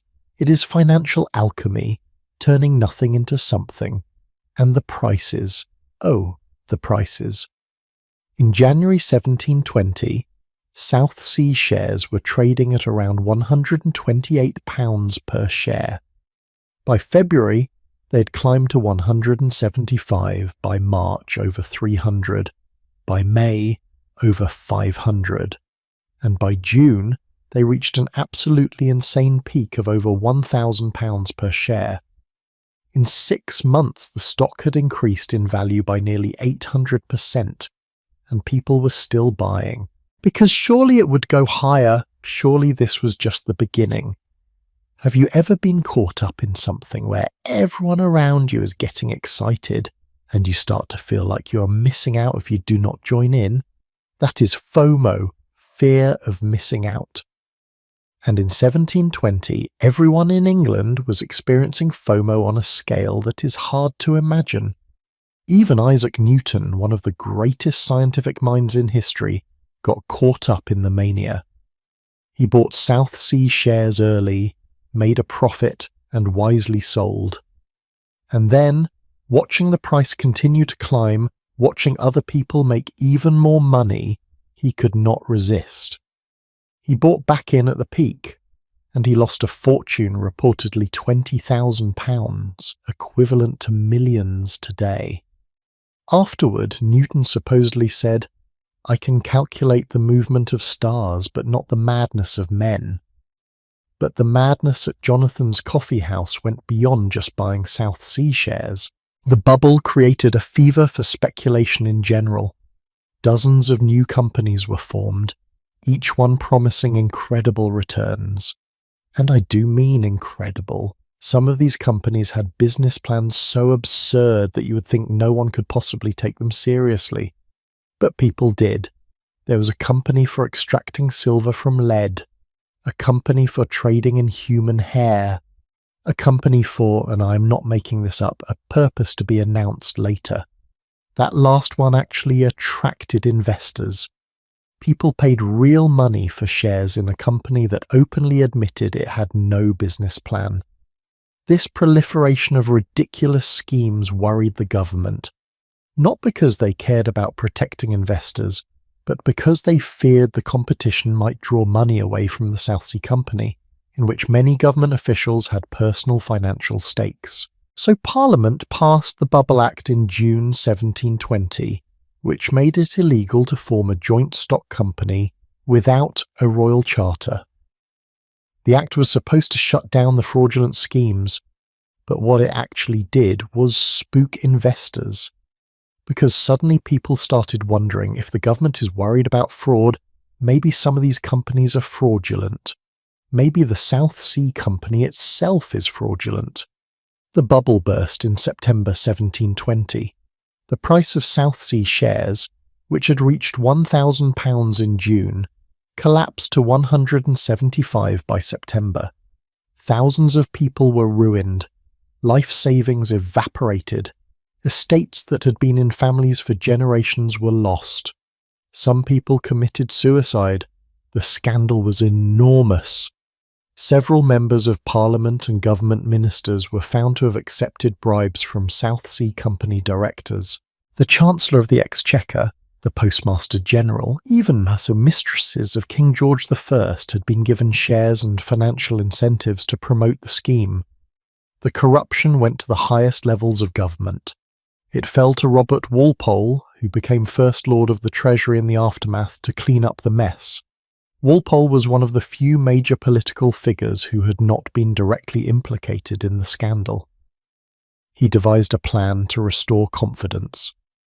The wealth of the 33 directors of the South Sea Company was confiscated and redistributed to the victims, though it covered only a fraction of the losses. The company itself was not dissolved. In fact, it continued to exist for more than a century afterward, gradually transformed from a fraudulent speculation into a legitimate administrator of government debt. But its reputation was destroyed forever. And Jonathan's Coffeehouse?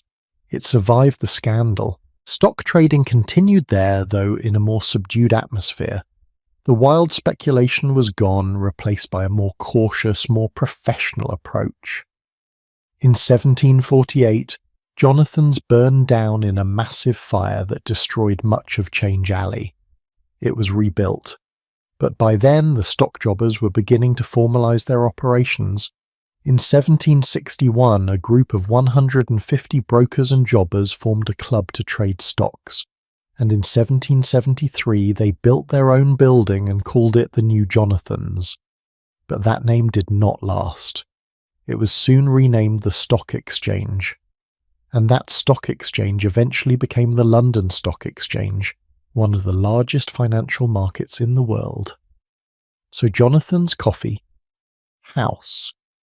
gave birth to modern finance, but it also revealed something dark at the heart of that system. The ease with which greed can override reason, the way markets can become detached from reality, the potential for those with inside information and political connections to exploit everyone else. These are not historical curiosities. These are warnings. The South Sea Bubble happened 300 years ago, but the patterns it revealed, the human behaviours it exposed, those have not changed. Every major financial crisis since then, from the tulip mania in the Netherlands to the dot-com bubble to the housing crisis of 2008, follows the same basic script. Initial success creates excitement. Excitement attracts new investors. Rising prices justify more excitement. Eventually, prices become disconnected from any rational valuation.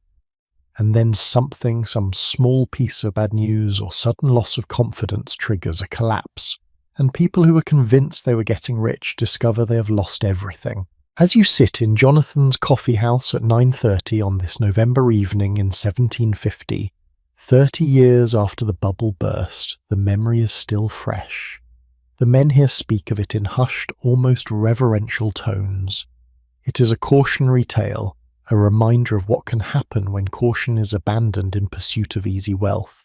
But even as they tell these stories, even as they shake their heads at the folly of their predecessors, you can see the same light in their eyes, the same hunger, the same belief that maybe, just maybe, they could be the ones to get rich, that they are smarter, more careful, more deserving of fortune. Human nature does not change. We make the same mistakes over and over, just with different assets and different excuses. But Jonathan's is not the only coffeehouse where commerce and community intersected in fascinating ways.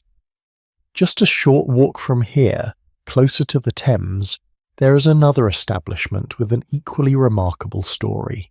A place where the smell of tar and salt mingles with the aroma of coffee, where ship captains and underwriters gather to assess risk and negotiate insurance, where reliable information is more valuable than gold. We are going to leave the world of speculation and fraud behind, at least for now, and enter a different kind of financial space. One built not on dreams and delusion, but on trust and careful calculation. We are going to Lloyd's Coffeehouse and the story of how one man's newsletter created a global institution that still exists today. And we leave the coffeehouse on Change Alley and step back into the narrow passage. The rain has stopped, but water still drips from the eaves overhead, catching the light from lanterns hung on iron brackets. The air smells clean, washed, but underneath the freshness is that ever-present London smell. Coal smoke, horse manure, the Thames at low tide. We are walking now, making our way through the labyrinth of alleys that connect the financial district, and we are heading toward the river, toward the docks, toward a coffee house that will change the world in ways that no one inside it could possibly predict. Lloyd's Coffee House sits on Lombard Street, close enough to the Thames that on foggy mornings you can smell the salt and tar and exotic cargo that pass through the port of London. It is just past 9:30 in the evening and the place is still packed. But the crowd here is different from what we saw at the other coffee house. These men smell of the sea. Their faces are weathered, tanned dark by sun and wind. Their hands are rough with rope burns and calluses. Some wear the finer coats of ship owners and merchants, but others are clearly working sailors, men who've spent months at sea and are now home for a brief respite before their next voyage. This is Lloyd's, and if you want to understand how a simple coffee house could evolve into one of the most powerful financial institutions on Earth, you need to understand what is happening in this room right now. Edward Lloyd opened his coffee house in 1686, and from the very beginning he understood something crucial. Location matters. By situating himself near the docks, he guaranteed a steady stream of customers from the maritime trade. But more than that, he understood what those customers needed. They did not just need coffee, they needed information, and they needed it faster and more accurately than anyone else could provide it. Let me paint you a picture of what maritime commerce looked like in 1750. England was a global empire. Ships sailed to the Americas, to Africa, to India, to the Far East. They carried wool and manufactured goods out, and they brought back sugar, tobacco, cotton, tea, spices, enslaved people. The wealth of nations literally floated on wooden ships across thousands of miles of dangerous ocean. And every ship that left port represented an enormous financial risk. Think about it from the perspective of a merchant. You've invested everything you own into a cargo of wool being shipped to the American colonies. The ship will be at sea for 6 to 8 weeks each way. During that time, 1,000 things could go wrong. Storms could sink the ship, pirates could capture it, the crew could mutiny, the cargo could spoil, a war could break out and enemy navies could seize your vessel, and you, sitting in London, would have no way of knowing what happened until months later, when the ship either returned safely or failed to return at all. This uncertainty created a market for insurance. Ship owners and merchants needed a way to spread the risk, and that is where the underwriters came in. An underwriter was a person, usually a wealthy individual who would agree to compensate you if your ship was lost, in exchange for a fee paid up front. The term underwriter comes from the practice of literally writing your name under the terms of the insurance contract, signifying your agreement to bear the risk. But how did an underwriter decide what fee to charge? How did they assess the risk? They needed information. They needed to know which routes were dangerous and which were safe.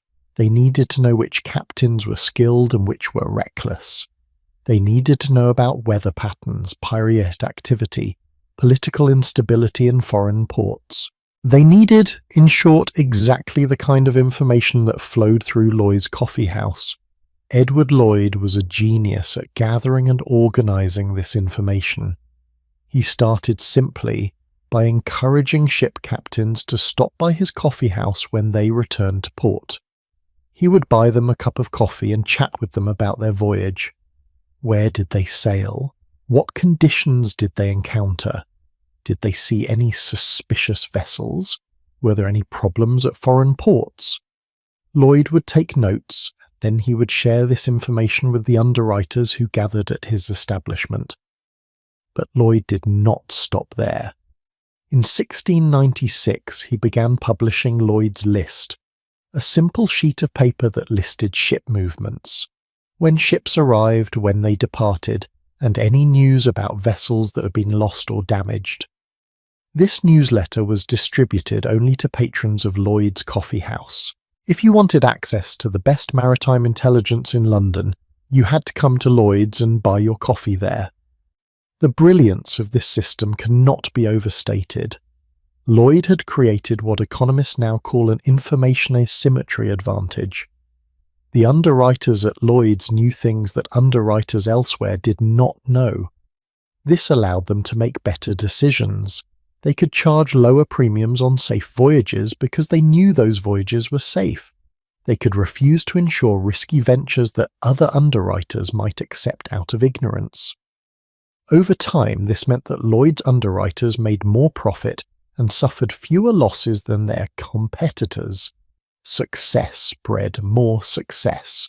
More underwriters came to Lloyd's, more merchants came looking for insurance, and Lloyd's Coffeehouse became the centre of the maritime insurance industry.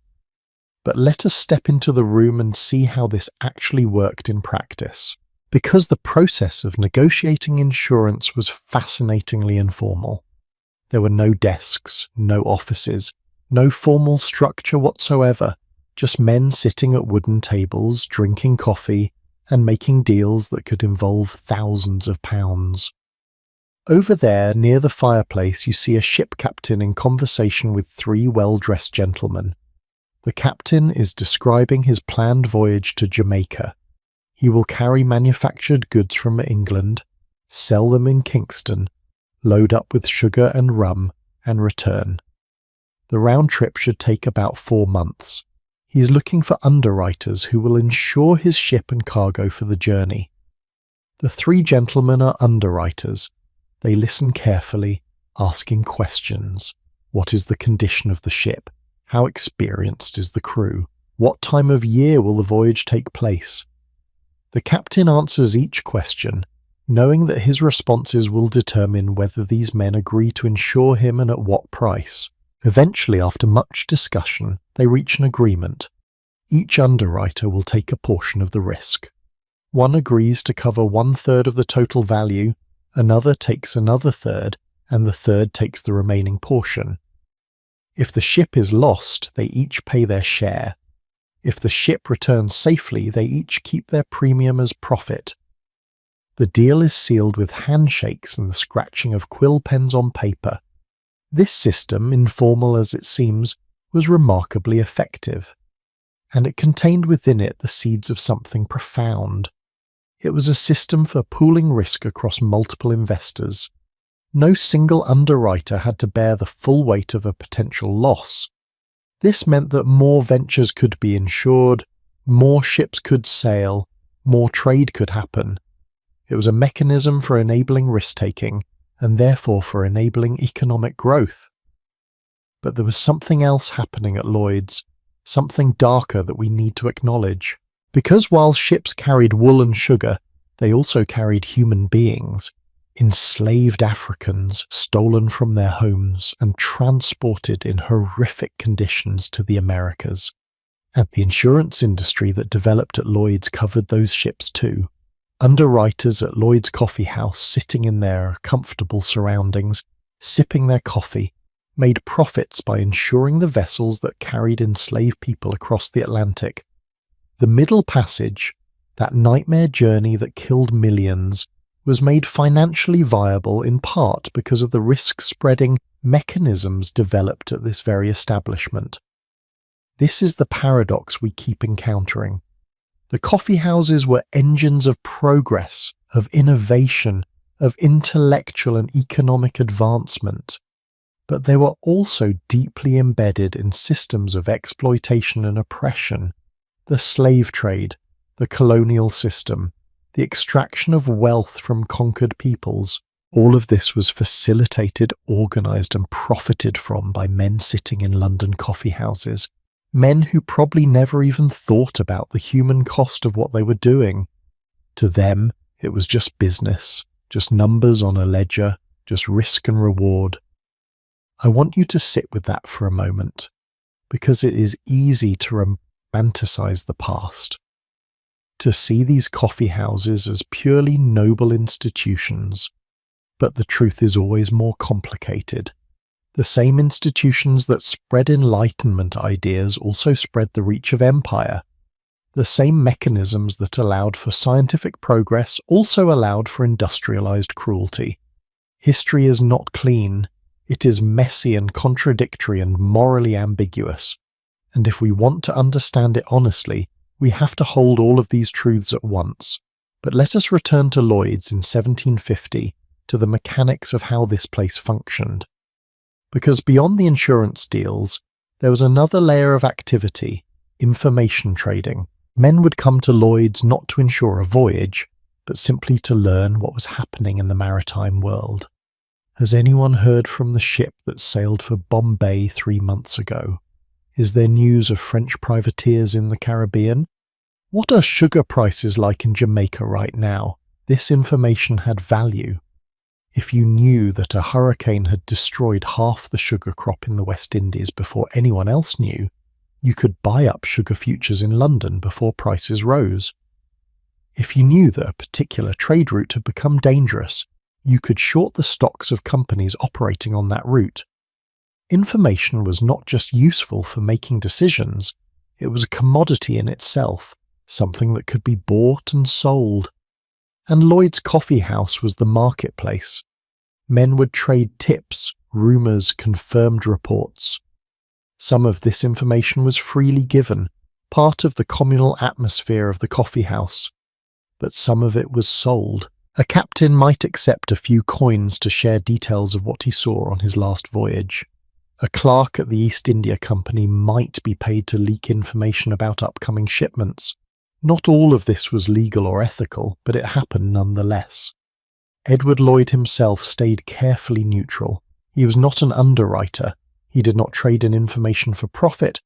He simply provided the space and the coffee in his newsletter. His profit came from the volume of customers, not from participating in their deals. This neutrality was crucial to his success. Everyone trusted that Lloyd's was a fair venue, that the information provided in Lloyd's list was as accurate as humanly possible. And that trust made Lloyd's the place to be. Over the decades, Lloyd's Coffee House became more than just a coffee house. It became an institution. When Edward Lloyd died in 1713, the business continued under new management. The underwriters who gathered there began to organise themselves more formally. They created systems for verifying information, for standardising insurance contracts, for settling disputes. By the 1760s, Lloyd's had moved to the Royal Exchange Building and was operating as a semi-formal insurance market. By 1771, a group of underwriters formed the Society of Lloyd's, which evolved into Lloyd's of London as we know it today. And here is the remarkable thing. Lloyd's of London is still operating. Right now, as you listen to this, Lloyd's is one of the largest insurance and reinsurance markets in the world. It insures everything from oil tankers to satellites to celebrity body parts. It has survived wars, financial crashes, catastrophic losses. And it all started in a coffee house on Lombard Street, with Edward Lloyd serving coffee to sailors and taking notes about their voyages. But Lloyd's was not the only coffee house where major British institutions were born. Let me tell you about another one, just a short walk away. Garraway's Coffeehouse, located in Change Alley near Jonathan's, was known for something quite different. Auctions. Garraway's became famous for its auction by the candle method. Here is how it worked. An item would be put up for bid. A small candle would be lit. Bidders would call out their offers, and when the candle burned down and the flame went out, whoever had made the last bid before the candle died would win the auction. It was dramatic, it was exciting, and it created intense pressure as the candle burned lower and lower, with bidders shouting frantically to get their offers in before time ran out. Garraway's held auctions for all sorts of things: tea, fur, tobacco, land, and sometimes, horrifyingly, human beings. There is a documented auction listing from 1773 where 128 enslaved people were sold at Garraway's Coffeehouse alongside a plantation in Tobago. 128 human lives auctioned off like livestock in a coffeehouse, while other patrons sat nearby drinking coffee and reading newspapers. A slave auction was taking place. The cognitive dissonance is almost impossible to process, but it happened. It was legal. It was normal. This is what I mean when I say we have to hold contradictory truths. The coffee houses were spaces of enlightenment, yes, but they were also spaces where the machinery of empire and exploitation operated smoothly. The men who frequented these places saw no contradiction. They could discuss philosophy and human rights over coffee in the morning and then participate in a slave auction in the afternoon. The moral blind spots were enormous, but I do not want to end this part of our journey only on darkness, because there is something powerful in the Lloyd story that we should not lose sight of. Lloyd succeeded because it created trust. In a world of uncertainty and risk, Lloyd's provided reliable information. It created a space where deals could be made with confidence. And that trust, that reliability, was valuable enough that it survived for centuries. Trust is the foundation of all commerce. Without trust, trade collapses. Lloyd's understood this. Edward Lloyd understood this. And by creating a system where information was gathered carefully, shared freely among patrons, and protected from manipulation, he built something that lasted far beyond his own lifetime. That is a lesson worth remembering. Institutions endure not because of the individuals who create them, but because of the trust they build. As you sit in Lloyd's Coffeehouse watching underwriters negotiate deals, watching captains share tales of the sea, watching clerks scribble notes about ship movements, you feel the weight of history pressing down. This room is a hinge point. What happens here ripples outward across oceans, affects lives on distant continents, shapes the economic and political future of nations. And everyone here knows it. You can see it in the intensity of the conversations, in the careful way men choose their words, in the seriousness with which even casual information is treated. The clock on the wall shows 10:15. Outside, the streets of London are beginning to quiet, but the coffee houses remain lit, still buzzing with activity.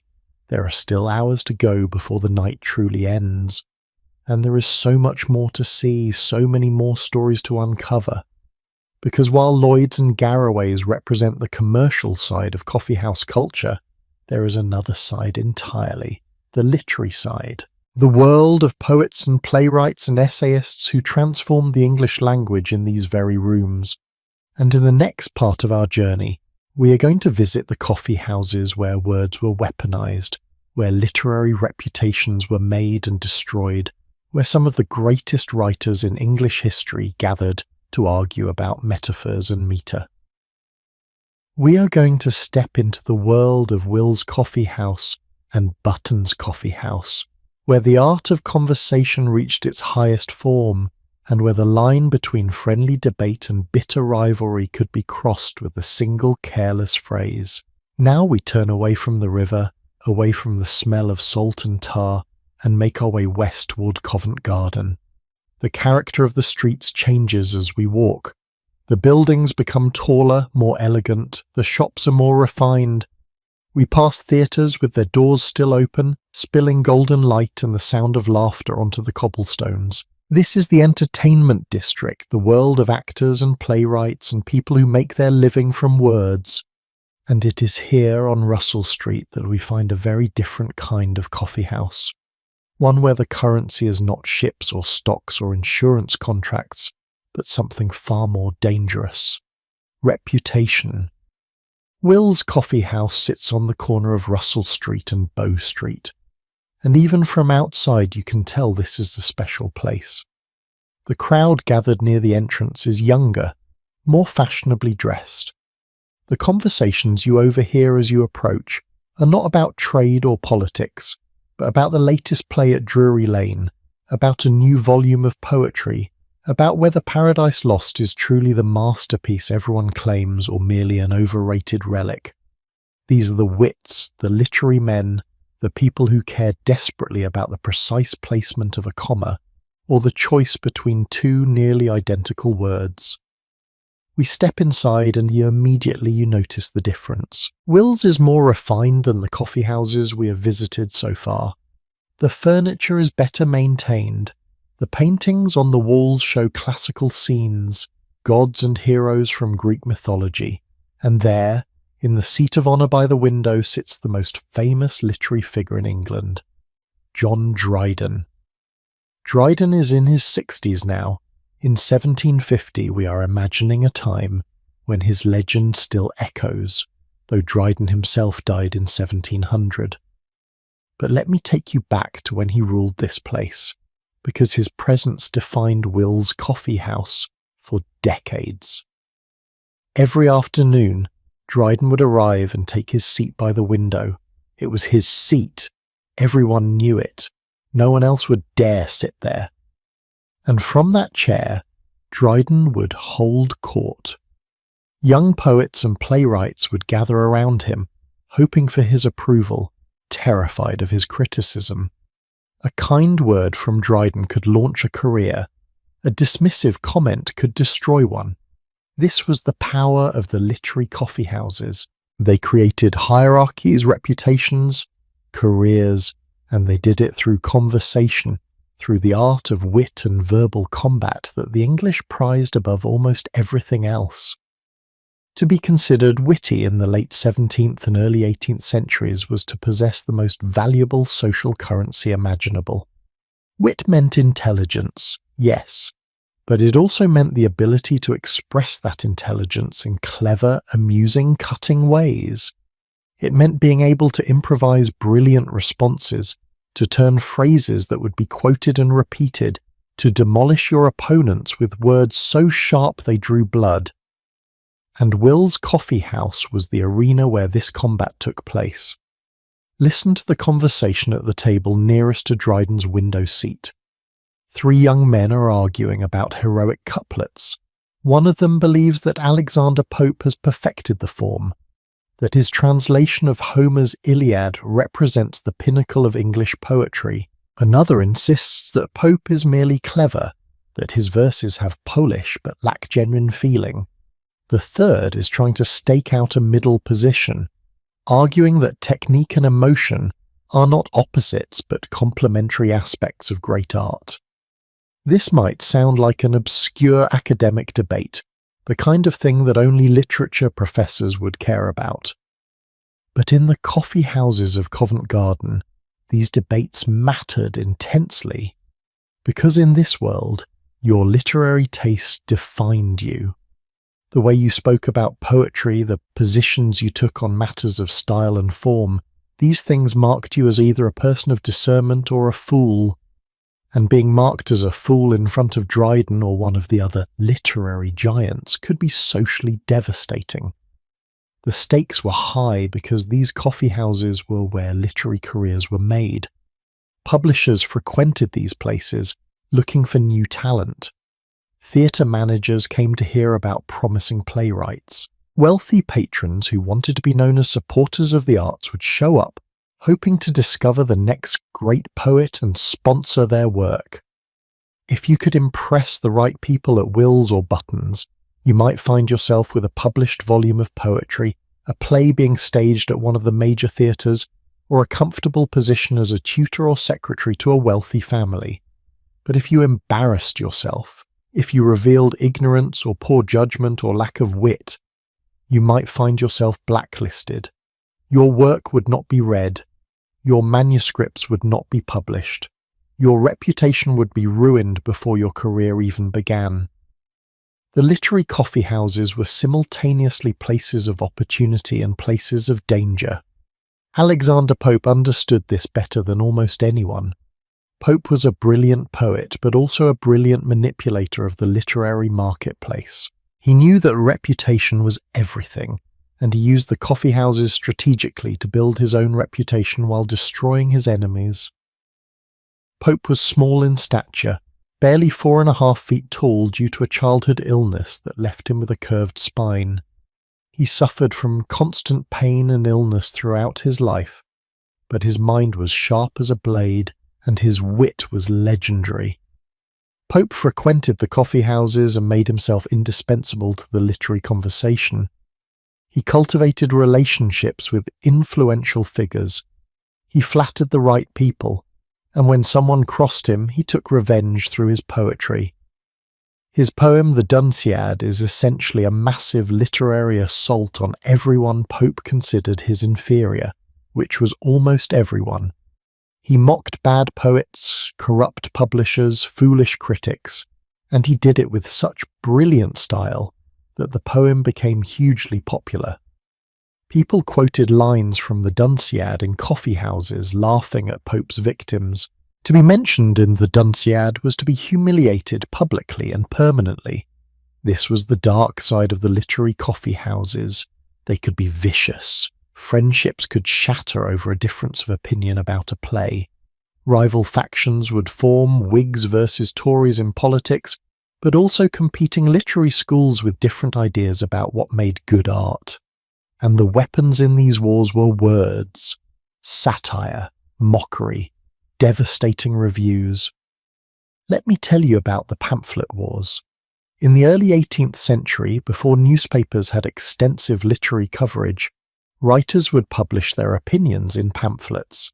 These were short, cheaply printed documents, usually just a few pages, that could be produced quickly and distributed widely. And the coffee houses were where these pamphlets circulated. Someone would publish a pamphlet praising a new play. A rival would immediately publish a pamphlet attacking it. The original author would fire back with another pamphlet. The attacks would become more personal, more vicious. Accusations of plagiarism, incompetence, moral degeneracy, all aired in public for anyone to read. These pamphlet wars were eagerly followed by coffeehouse patrons.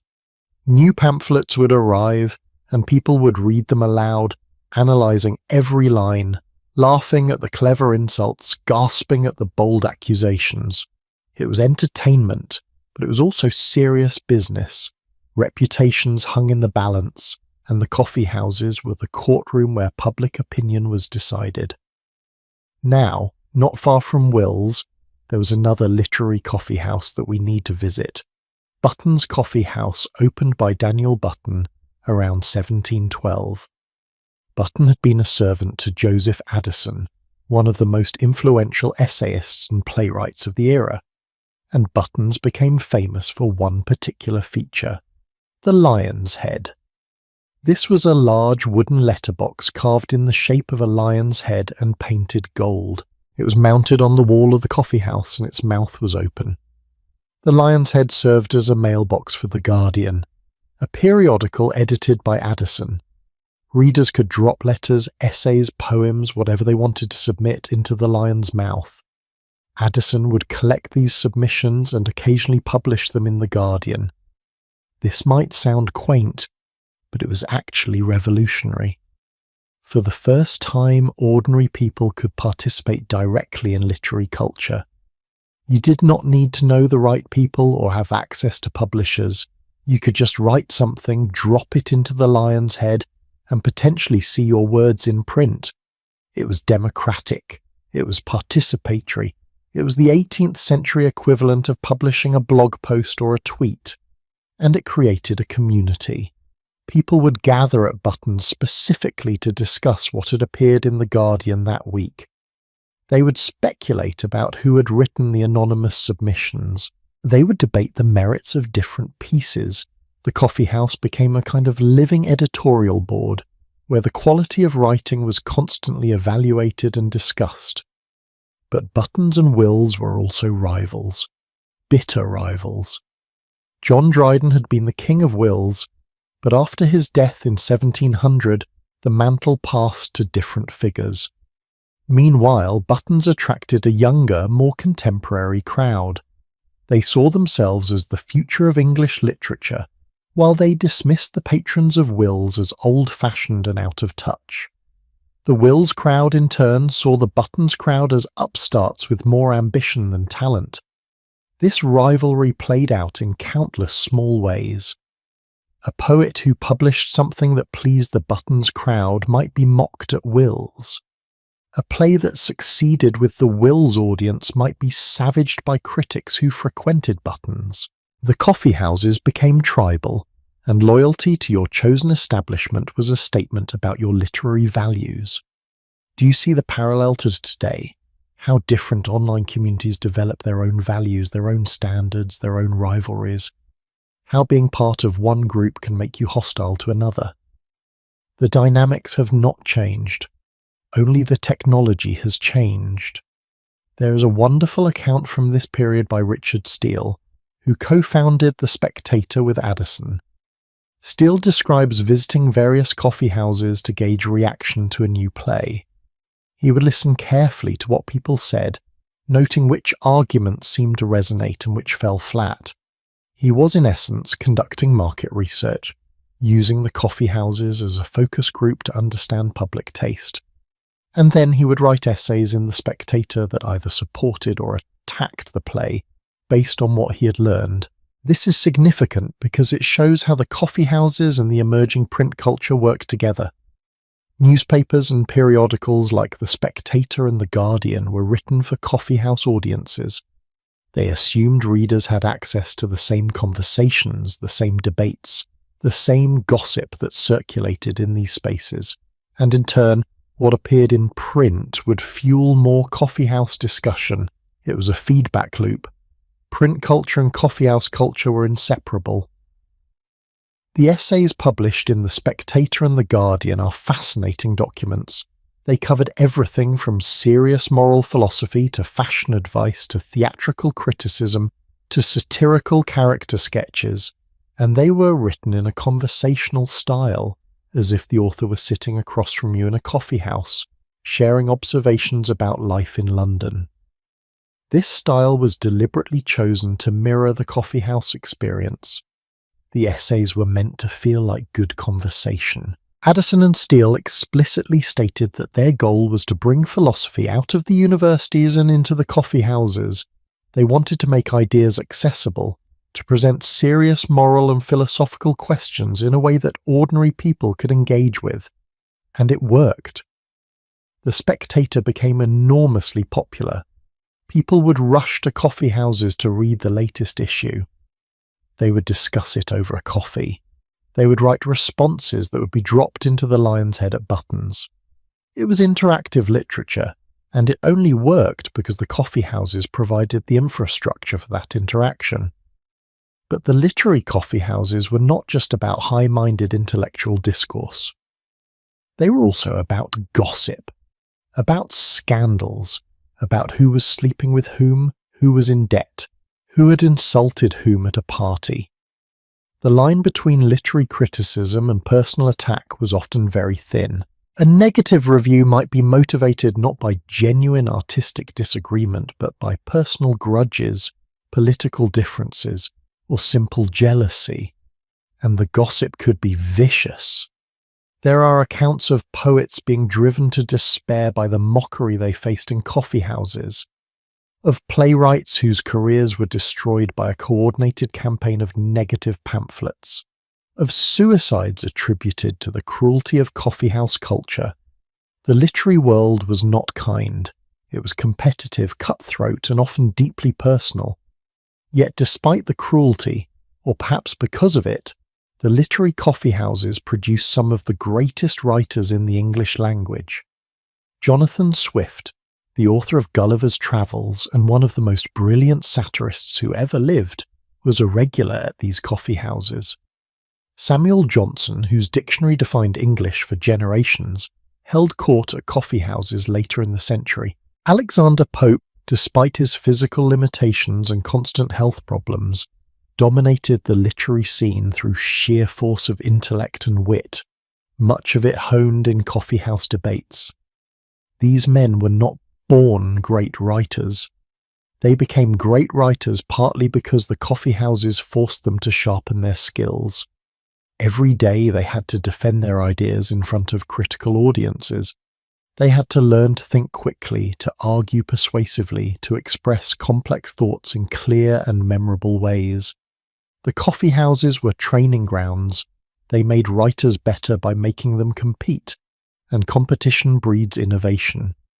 The reason English literature flourished so dramatically in the late 17th and early 18th centuries was partly because of this intense competitive pressure. Writers had to constantly innovate to stand out.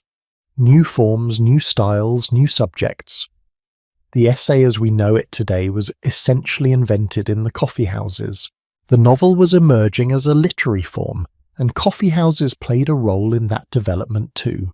The serial publication of stories, with cliffhangers and ongoing plots, was partly a response to the way coffeehouse audiences consumed literature. They wanted something new every week, something to discuss and debate. As you sit in Will's coffeehouse watching young poets nervously approach Dryden's window seat, watching pamphlets circulate from table to table, listening to arguments that might seem trivial but carry enormous weight for the participants, you start to understand something about human nature. We need spaces where our ideas are tested, where we are challenged, where success is not guaranteed and failure is very public. These spaces are uncomfortable, they are stressful, but they are also where greatness is forged. The clock shows 11. The night is more than half over, and yet the coffeehouses show no signs of emptying. If anything, they seem more crowded now, more energetic. There is something about the late hour that loosens tongues, that makes conversations more honest, more daring, and we've only seen a fraction of what these places contain. Because not all coffeehouses were respectable establishments dedicated to commerce or literature or science. Some were darker places, places where criminals gathered, where prostitutes worked, where the rules of polite society were openly flouted. And in the next part of our journey, we are going to venture into those shadows. We are going to visit the coffee houses that polite society whispered about. Places like Molking's Coffee House in Covent Garden, where the clientele included thieves, pimps, and people on the absolute margins of 18th century London. Because to understand the coffee houses completely, we need to see all of them, the noble and the sordid, the enlightened and the desperate, the places where the dream of equality became something strange and dangerous. The same streets that house elegant literary coffee houses also shelter places that polite society pretends not to see. We are still in Covent Garden, but we are moving toward the shadows now, toward the corners where the lamplight does not quite reach. It is past 11, approaching midnight, and this is when the other London emerges, the London of pickpockets and prostitutes, of gamblers and confidence men, of people who survive by their wits in ways that would never be discussed at Will's or Button's. There, on the corner where the market square meets a narrow alley, you see a coffee house with no name on its sign, just a painted image of a crude crown. This is Molking's Coffee House, and if you have any sense of self-preservation, you would walk past it quickly and pretend you never saw it. But we are not here to be sensible. We are here to understand the complete picture of coffeehouse culture, and that means venturing into places that respectable historians often gloss over or ignore entirely. Molking's is run by a woman, which is unusual but not unheard of. What makes it notorious is who that woman is and who she welcomes through her door. Moll King, whose real name is Mary King, is a former prostitute who managed to accumulate enough money to buy her own establishment, and she has turned it into a refuge for the people she knew from her previous life. The clientele here is what 18th century Londoners would call the criminal classes, but that phrase hides more than it reveals, because who exactly is criminal depends very much on where you stand. Let us step inside. Immediately you notice the difference. The air is thicker here, hotter. The tobacco smoke is so dense it makes your eyes water. The smell is earthier, ranker. Sweat and cheap perfume and spilled alcohol. Yes, alcohol. Because unlike the respectable coffee houses that pride themselves on sobriety, Moll King's serves gin and brandy alongside coffee. The furniture is rougher, scarred with knife marks and stains. And the people, oh, the people. At a table near the door sit 3 men in worn coats playing cards. But they are not playing for pennies. There are gold coins on the table. More money than a working man might see in a year. These are professional gamblers, men who make their living by calculating odds and reading the tells of other players.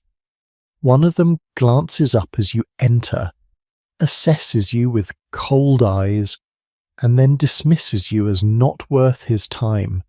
You're not rich enough to be a worthwhile target. In the corner, a woman with painted cheeks and a low-cut dress laughs too loudly at something a well-dressed gentleman has said. He is clearly not from this neighbourhood. His coat is too fine, his wig too powdered. He is slumming, seeking the thrill of danger without real risk. And she is working, playing a role, calculating how much money she can extract from him before the night is over. This is the economy of Covent Garden after dark. Services rendered for coin and everyone understands the transaction. But look past the obvious. Because Moll King's is more complex than it first appears. Yes, it is a place where prostitutes meet clients.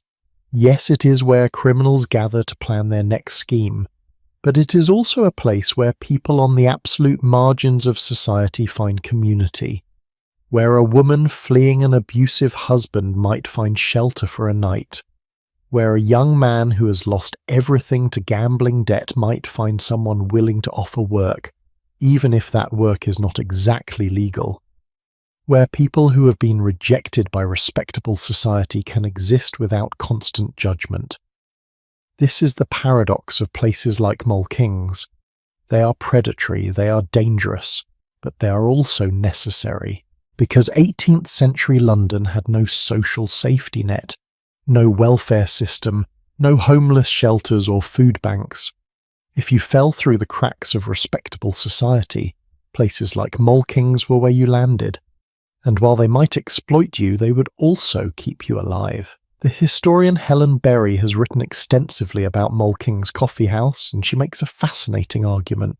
She points out that Moll King's attracted an unusually wide social mix. Yes, there were criminals and prostitutes, but there were also Covent Garden market traders, men who sold vegetables and fruit at the nearby market. There were actors from the theatres, people whose profession placed them in a morally ambiguous position in society. There were minor aristocrats looking for excitement, and there were people you might call working poor, servants and labourers who could not afford the more respectable coffee houses, but still wanted a place to gather. In other words, Moll King's was doing what all coffee houses claim to do but rarely achieved. It was genuinely bringing together people from different social classes. The difference was that at Moll King's no one pretended to be equal. The hierarchies were acknowledged. The transactions were explicit. A pickpocket knew he was a pickpocket. A prostitute knew she was a prostitute. There was no hypocrisy, no pretense. And in a strange way, that honesty was refreshing. But let us not romanticize this place too much, because Moll King's was also where violent crimes were planned, where stolen goods were sold, where vulnerable people were taken advantage of. There are court records documenting cases that originated at Moll King's. A young man lured into a rigged card game and robbed. A woman drugged and assaulted. A merchant beaten and his money stolen.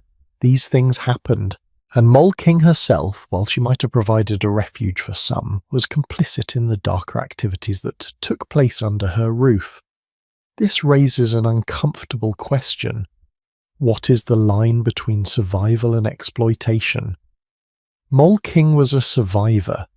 She had climbed out of prostitution and created a business. She employed people, provided a space, contributed to the local economy. But she also profited from illegal activities, from the desperation of others, from systems of exploitation. Is she a villain or a victim who became a survivor by any means necessary? History does not give us easy answers. Now, Mole King's was not the only disreputable coffeehouse in London. There were many others, each with its own character and clientele. Some catered specifically to thieves with coded language for discussing stolen goods.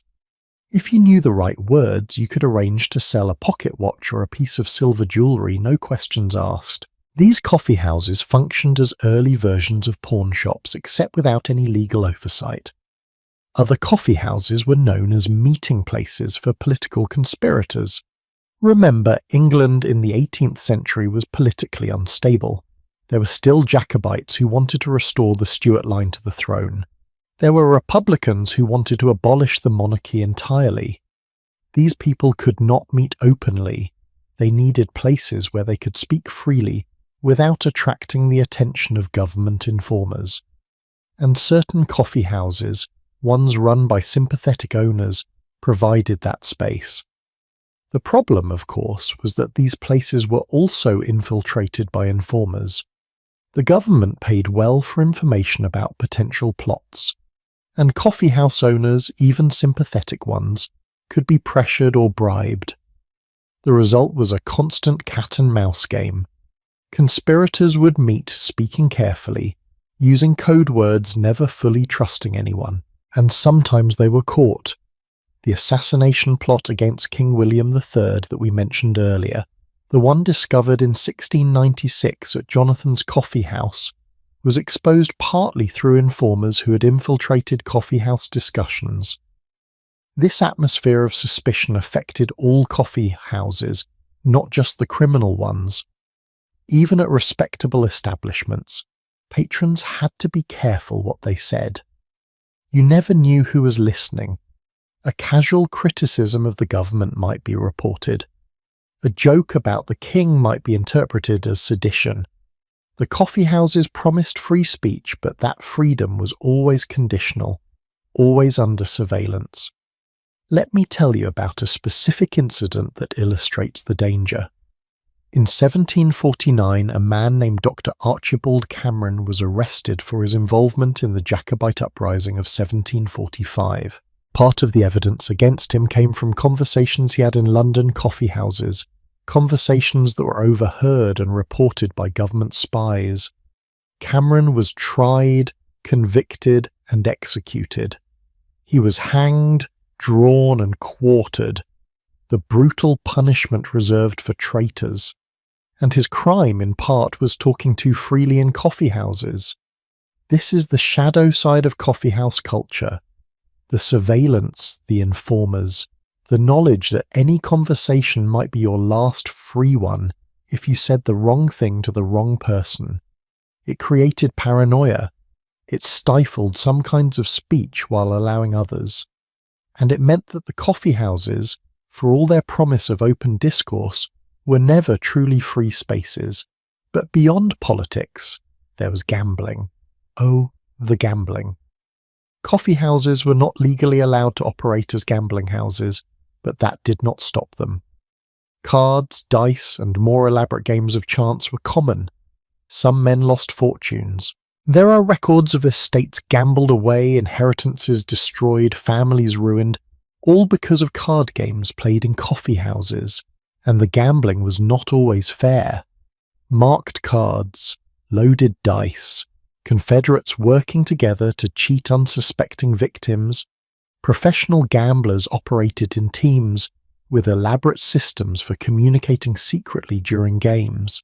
They would target wealthy young men, flatter them, encourage them to drink, and then systematically relieve them of their money. By the time the victim realized what had happened, the gamblers had moved on to a different coffee house, a different neighborhood, a different victim. The government occasionally tried to crack down on coffeehouse gambling, but enforcement was spotty. Coffeehouse owners would pay bribes to local officials, raids would be announced in advance, giving gamblers time to hide the evidence. And even when someone was caught and fined, the fines were small enough that they were just considered a cost of doing business. There is a satirical print from 1721 titled The South Sea Bubble, which shows the chaos in the coffeehouses during the financial collapse we discussed earlier. And in the background of that print, you can see men gambling, fighting, drinking themselves into oblivion. The artist was making a point. The same reckless, desperate energy that drove people to gamble on worthless stocks also drove them to gamble on cards. It was all the same impulse, the hope of easy money, the thrill of risk, the delusion that somehow this time fortune would favour you. But here is something interesting. Not all the crime in coffeehouses was about theft or violence. Some of it was about information. We talked earlier about how information was currency in the coffeehouses. Well, that meant information could be stolen or sold. There are documented cases of clerks who worked for government offices or trading companies, men who had access to sensitive information, selling that information to interested parties in coffeehouses. Details about upcoming legislation, news about military movements before it became public, advanced knowledge of price changes in commodities. This was insider trading before the term existed, and it was not technically illegal because the laws had not caught up with the reality of how information markets worked. So men could make fortunes by having knowledge a few hours or days before everyone else. And the coffee houses, with their culture of information exchange, were the perfect venues for these transactions. You could pass a document under a table, receive payment in cash and walk away. No written records, no way to prove what had happened. Think about what this means. The same coffee houses that hosted scientific lectures and literary debates also hosted criminal conspiracies. The same spaces that claimed to value truth and reason also facilitated deception and fraud. The coffee houses contained multitudes. They were not one thing, they were everything, all mixed together in a chaotic, vibrant, sometimes terrifying whole. As you sit in Mulking's coffee house watching the gamblers play their hands, watching the prostitutes work the room, watching the stolen goods change hands in corners, you feel the moral complexity of this world pressing in. It is easy to judge, to condemn, to say these people are criminals and should be punished. But what if you were born into poverty with no prospects? What if your only marketable skill was picking pockets? What if selling your body was the only way to feed your children? The coffee houses did not create these problems, they just made them visible. And there is something almost honest about that visibility. In the respectable coffee houses, everyone pretended to be equal, but the inequality was just hidden beneath a veneer of civility. Here at Mulking's, the inequality is naked and obvious. No one pretends, no one lies about who they are or what they are doing. There is a brutal honesty to survival. The clock shows midnight. We have been in the coffee houses for 6 hours now, and we have seen so much: intellectual debate and financial mania, literary warfare and criminal enterprise, Enlightenment ideals and brutal exploitation. The coffee houses are a mirror of human nature in all its complexity, and we are not done yet. Because there is one more aspect of coffee house culture that we need to address, the most glaring exclusion. The elephant in the room, or rather, the half of humanity locked outside the room. We need to talk about women. about why they were excluded from these spaces, about the arguments made to justify that exclusion, and about the ways some women resisted and carved out their own place in coffeehouse culture despite every obstacle. That is where we turn next. To the battle of the sexes in 18th century London, fought not with weapons but with pamphlets, petitions, and the slow, stubborn refusal of women to accept their exclusion from public intellectual life. Imagine for a moment that you are a woman in 1750 London. You're intelligent, educated, curious about the world. You've read books, perhaps even learned Latin or French from a private tutor if your family could afford it. You understand politics. You have opinions about literature, about science, about philosophy. And every day you watch the men in your life, your husband, your father, your brothers, leave the house and disappear into coffee houses for hours. They come home animated, full of news and ideas and debates. They have been to the penny universities. They have participated in the great intellectual conversations of the age. And you, no matter how brilliant you might be, are locked out. The door is closed to you, not by law exactly, but by something more powerful than law, by custom, by propriety, by the weight of 1,000 unspoken rules about what respectable women can and cannot do. This is the reality we need to confront. Everything we have explored tonight, all the intellectual excitement and democratic possibility of the coffee houses, was available only to half the population, and the other half, the women, were expected to accept their exclusion without complaint. But did they? That is the question. And the answer is more complicated and more fascinating than you might expect. Let us start with the most famous document about women and coffee houses, the Women's Petition Against Coffee, published in 1674. If you have heard anything about women and coffeehouse culture, you have probably heard about this petition. It claims to represent the women of London, and it absolutely savages coffee and the coffee houses. The language is extraordinary. The petition calls coffee a newfangled, abominable, heathenish liquor. But it does not stop at criticising the beverage.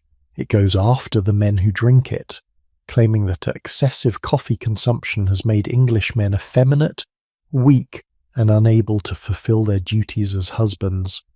The language gets quite explicit.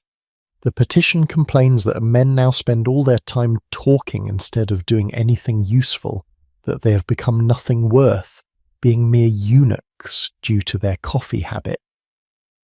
On the surface, this looks like evidence of genuine conflict between women and coffeehouse culture. The women are angry. Their husbands are spending all day in coffee houses, spending money, engaging in this strange obsessive behaviour. And meanwhile, the women are stuck at home, excluded from the conversations, kept in the dark about what is happening in the wider world. It makes sense that they would be frustrated. But here is where it gets interesting. Modern historians do not think the Women's Petition Against Coffee was actually written by women. The evidence suggests it was written by men, possibly tavern owners who were losing business to the coffee houses, or possibly by religious authorities who saw the coffee houses as dens of sedition and wanted to undermine them. The petition was satire. It was propaganda. And it worked by pretending to give voice to women's concerns while actually mocking those concerns. This is important because it reveals something about how women's voices were manipulated in this period.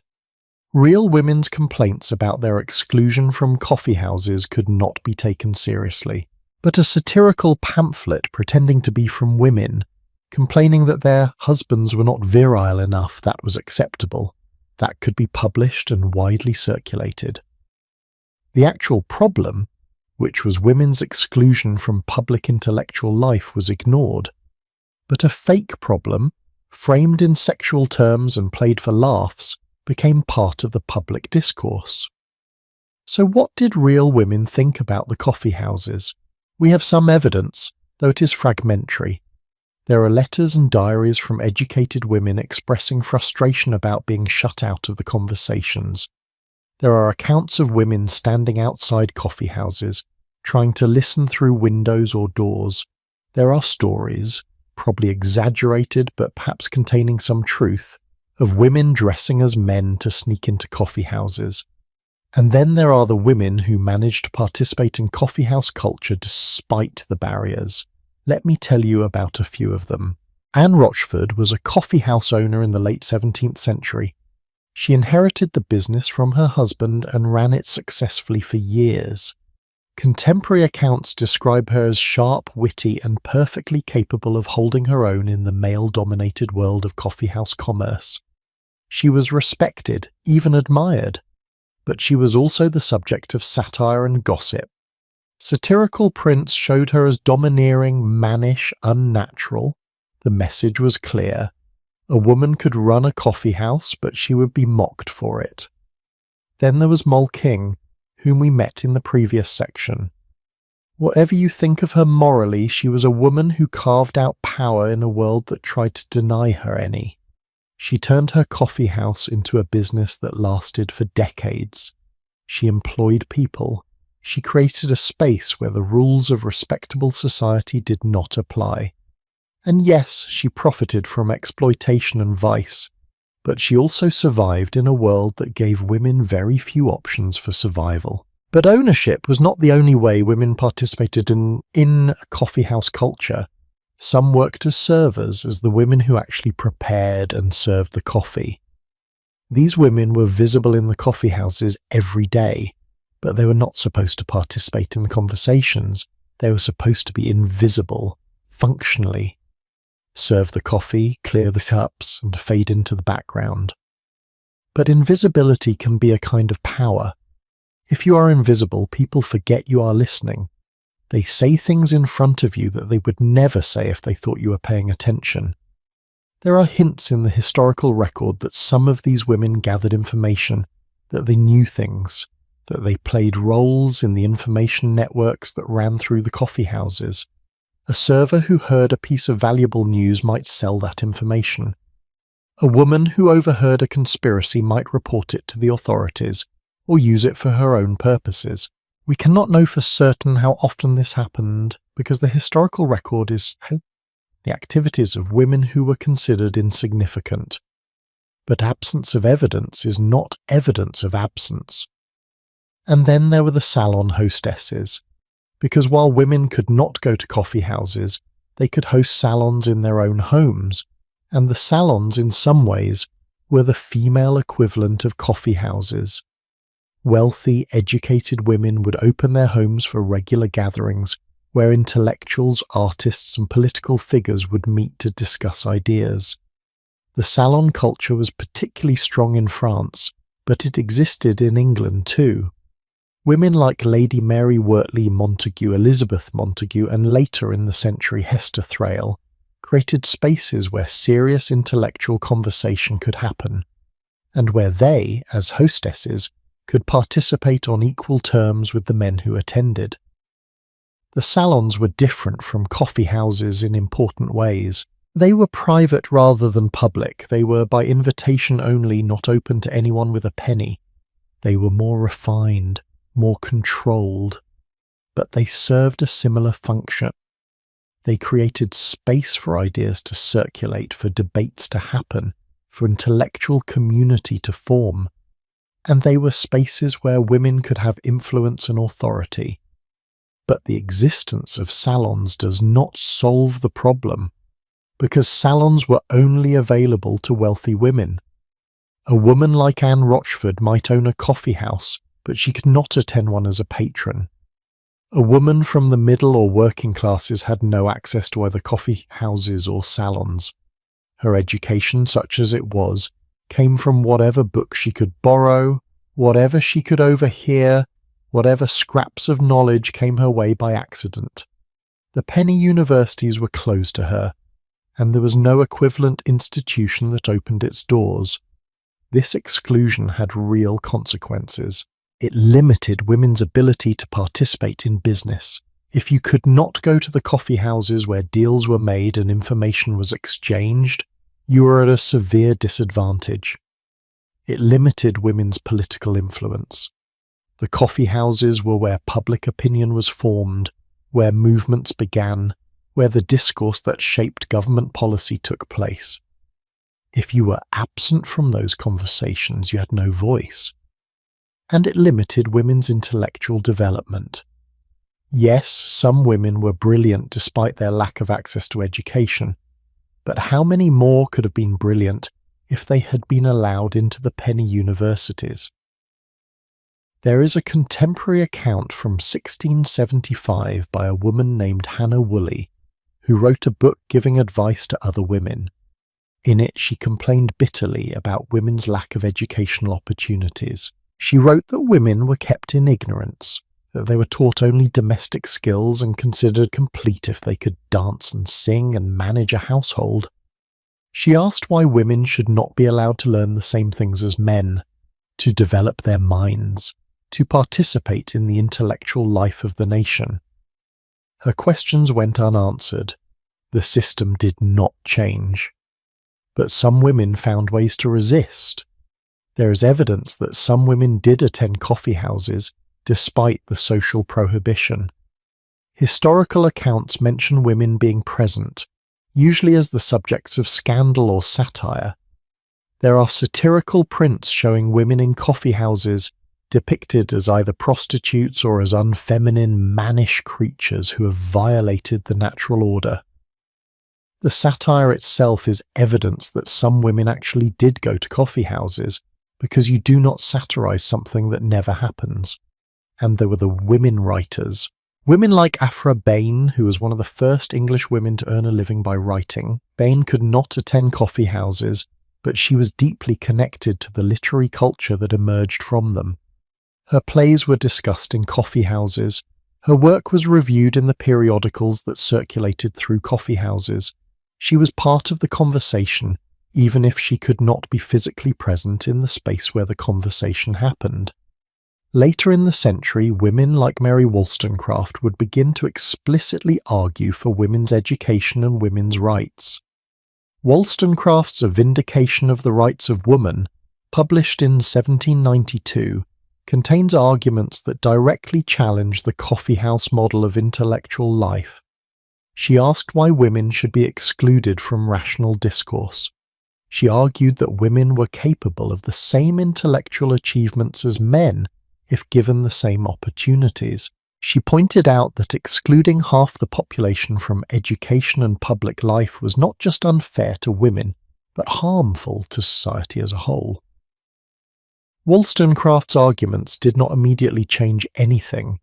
Women would not gain full access to public intellectual life for more than a century after she wrote, but the seeds of change were planted, and those seeds grew, in part because of the contradiction inherent in the coffeehouse culture. The coffeehouses claimed to value reason, merit, and equality, but they denied those values to women, and that contradiction could not be sustained forever. There is another factor we need to consider. Tea. By the middle of the 18th century, tea was becoming more popular than coffee in England, and tea was associated with women. While men went to coffee houses, women gathered for tea at home or in tea gardens. The rituals around tea drinking created their own social spaces, their own opportunities for conversation and connection. Tea rooms were more respectable than coffee houses, more accessible to women of various social classes. They were not intellectual powerhouses in the way coffee houses were, but they were spaces where women could socialize outside the home. The rise of tea culture created an interesting dynamic. As coffee became associated with male intellectual culture, and tea with female domestic culture, the division between the two beverages reinforced gender divisions. Men drank coffee in coffee houses and talked about important matters. Women drank tea at home and talked about, well, whatever women talked about. The implication was that what women talked about was less important, less serious, not worthy of the same attention. This was nonsense, of course. but it was powerful nonsense that shaped how people thought about gender for generations. Have you ever been excluded from something because of circumstances beyond your control? Because of your gender, your race, your class, your background? Have you ever felt the frustration of knowing you have something to contribute but being denied the opportunity? That is what women in 18th century London experienced every time they saw a coffee house. They were told they were too delicate, too irrational, too domestic for the rough and tumble world of coffee house debate. But the real reason was simpler and uglier. They were excluded because men wanted to keep those spaces for themselves. Because sharing power is hard, and the easiest way to maintain power is to exclude anyone who might challenge it. The coffeehouse culture eventually declined. By the end of the 18th century, most coffee houses had either closed or transformed into something else. Some became private gentlemen's clubs, which were even more exclusive. Some became public houses serving primarily alcohol. Some simply went out of business as tea replaced coffee as England's beverage of choice. But the legacy of exclusion continued. The institutions that grew out of coffeehouse culture, places like Lloyd's of London, the Stock Exchange, professional associations, remained male-dominated for centuries. Women were excluded from those spaces too. The patterns established in the coffee houses, the idea that serious business and serious intellectual work happened in male spaces, persisted long after the coffee houses themselves were gone. As you sit in the coffee house at midnight, watching the all-male crowd, you feel the absence. The conversations are fascinating, yes. The ideas are stimulating, but they are incomplete. Half of human experience is missing from these discussions. Half of human intelligence is locked outside, and everyone pretends this is normal, natural, the way things should be. But it is not. It is a choice that was made and enforced and justified with elaborate arguments about women's delicate natures and proper roles. And those arguments were always nonsense. They were always just excuses for maintaining power. But the night is not over yet. We have examined the darkness of exclusion, but we need to turn now to political power, because the coffee houses were not just social or intellectual spaces, they were political battlegrounds, and the government knew it. Kings feared them, ministers tried to control them, and at one crucial moment in 1675, the monarchy attempted to shut them down entirely. That confrontation between royal authority and the coffeehouse culture of free speech reveals something fundamental about power, about resistance, and about why these spaces mattered so much that a king felt threatened by them. That is where we go next, to the moment when coffeehouse culture and royal power collided, and to what that collision tells us about freedom, fear, and the price of speaking truth in an age of tyranny. December 29th, 1675. A proclamation is read aloud in coffeehouses across London. Men stop mid-sentence, cups frozen halfway to their lips. The room falls silent, which is remarkable because coffeehouses are never silent. And then someone reads the proclamation again, slowly, making sure everyone understands exactly what the king has just ordered. All coffee houses in England are to be shut down, closed, forbidden, effective. January 10th, just 12 days away, it will be illegal to operate a coffee house. The penalty for defiance is severe. Fines, imprisonment, ruin. Charles II, King of England, has declared war on coffee, but really he has declared war on something much more dangerous than a beverage. He has declared war on the idea that ordinary people have the right to gather and speak freely without royal oversight. And what happens next will determine whether that idea survives. Let us understand what led to this moment. Charles II was not born to be king. His father, Charles I, was executed in 1649 during the English Civil War. Young Charles grew up in exile, watching from abroad as England experimented with being a republic under Oliver Cromwell. He saw his family's power stripped away, saw their supporters hunted down, saw everything that had seemed permanent and unshakable collapse. And when he was finally restored to the throne in 1660, he was haunted by one overwhelming fear: that it could happen again, that another rebellion could rise up and take his head the way his father's had been taken. And where would such a rebellion start? In places where people gathered to discuss politics without supervision, in places where radical ideas could spread, in places where criticism of the government was not just tolerated but encouraged. In coffee houses, the official proclamation used careful language. It claimed that coffee houses had become centres of false, malicious and scandalous reports that defamed His Majesty's government. It argued that the constant spread of rumours and seditious talk in coffee houses was dangerous to the peace of the realm. It painted the coffee houses as breeding grounds for rebellion, as places where loyalty to the crown was undermined daily. And there was some truth to this. The coffee houses were full of political discussion, much of it critical of the government. People did spread rumours. They did question royal authority.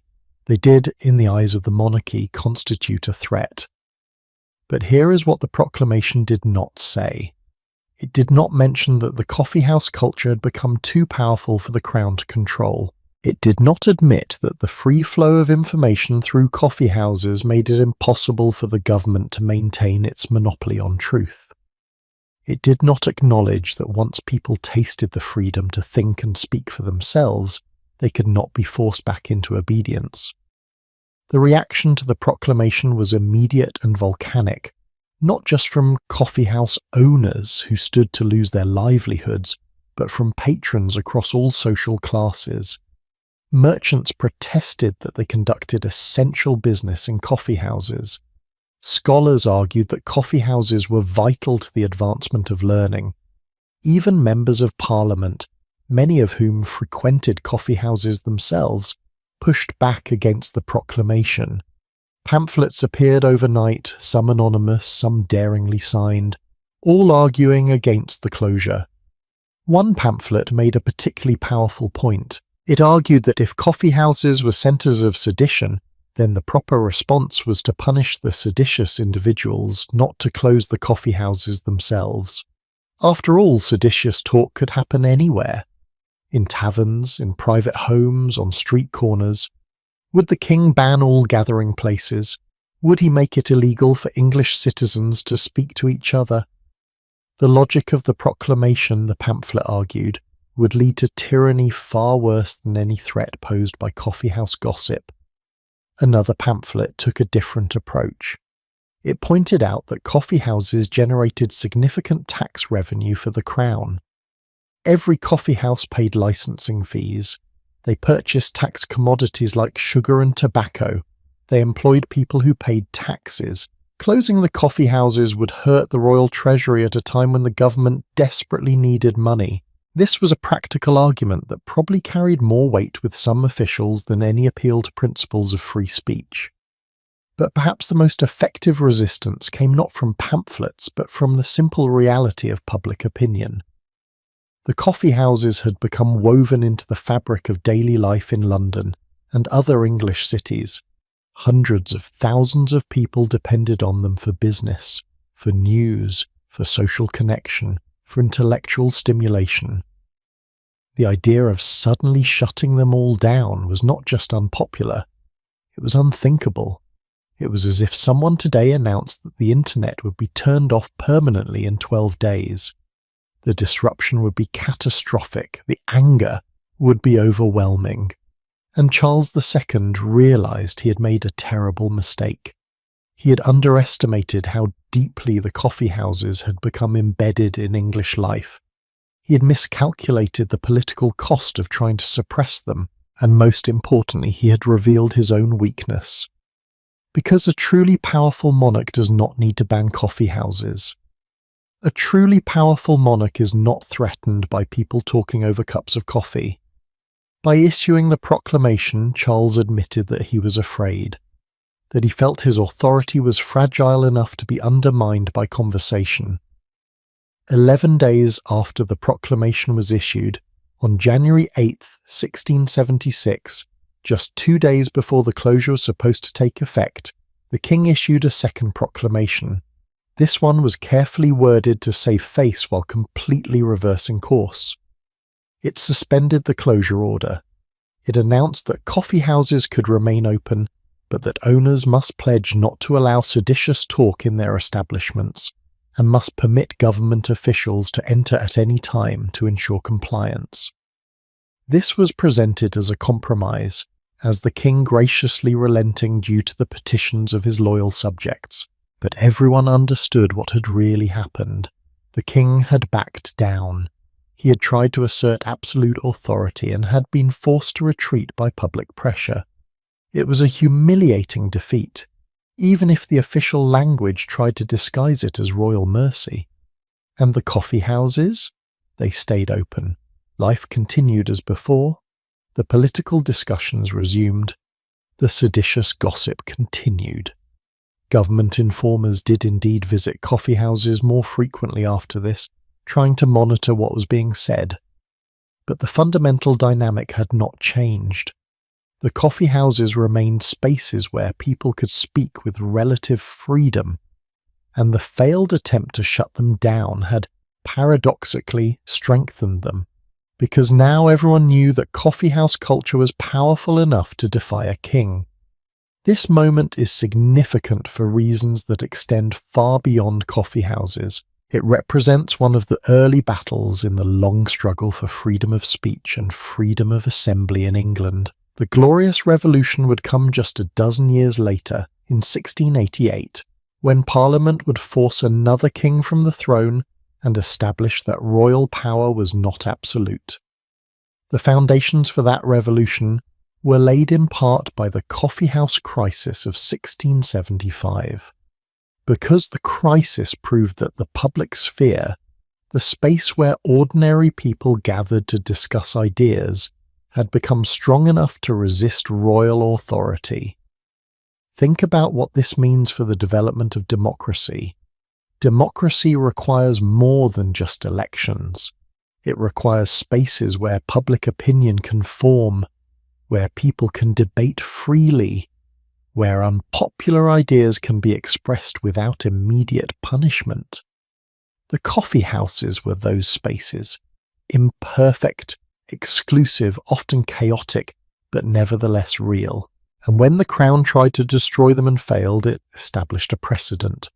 It demonstrated that once people have tasted freedom of expression, taking it away is not just difficult, it is impossible. There is a broad pattern here that repeats throughout history. Authoritarian governments always fear the spaces where people gather to talk freely. Whether it is coffee houses in 17th century England, salons in 18th century France, universities in 20th century dictatorships, or social media platforms today, the pattern is the same. When people can communicate freely and share information outside government control, that communication becomes a threat to centralized power. And authoritarian regimes always attempt to suppress it. Sometimes they succeed for a while, but in the long run, the human need for free expression and free association usually finds a way. The coffeehouse crisis also reveals something about the nature of social change. Change rarely happens through grand dramatic moments alone.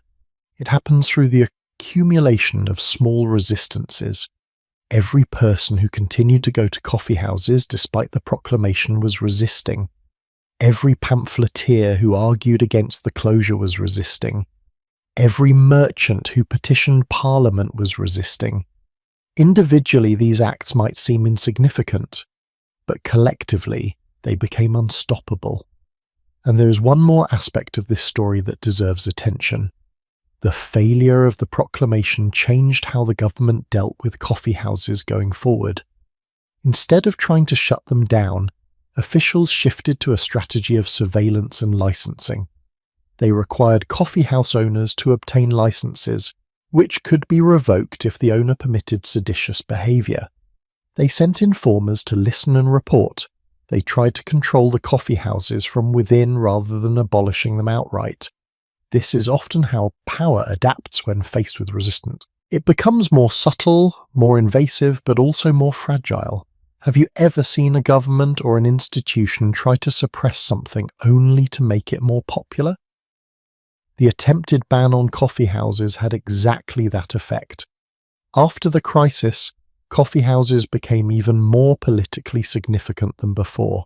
They were now symbols of resistance, of the right of ordinary people to gather and speak freely. The very act of going to a coffee house became, in a small way, a political statement. Roger North, a loyalist who supported the Crown, wrote bitterly about the coffee houses after the failed closure. He complained that sedition and treason, atheism, heresy and blasphemy were publicly taught in the celebrated coffee houses. He was not wrong exactly. Those things were discussed in coffee houses. But what North saw as proof of danger, others saw as proof of freedom. The fact that controversial ideas could be expressed openly, that authority could be questioned, that dogma could be challenged. This was not a bug of coffeehouse culture. It was the entire point. As you sit in the coffeehouse past midnight, you think about Charles II's failure. About what it must have felt like to be a king who issued a proclamation expecting obedience and instead got defiance. About the moment when he realized that his authority had limits, that there were forces in his kingdom stronger than royal decree. Did he understand that he was living through a transition, that the world of absolute monarchy was giving way to something new, something messier and more democratic? Or did he simply see it as a tactical retreat, a temporary setback? We cannot know what was in Charles's mind, but we know what happened afterward.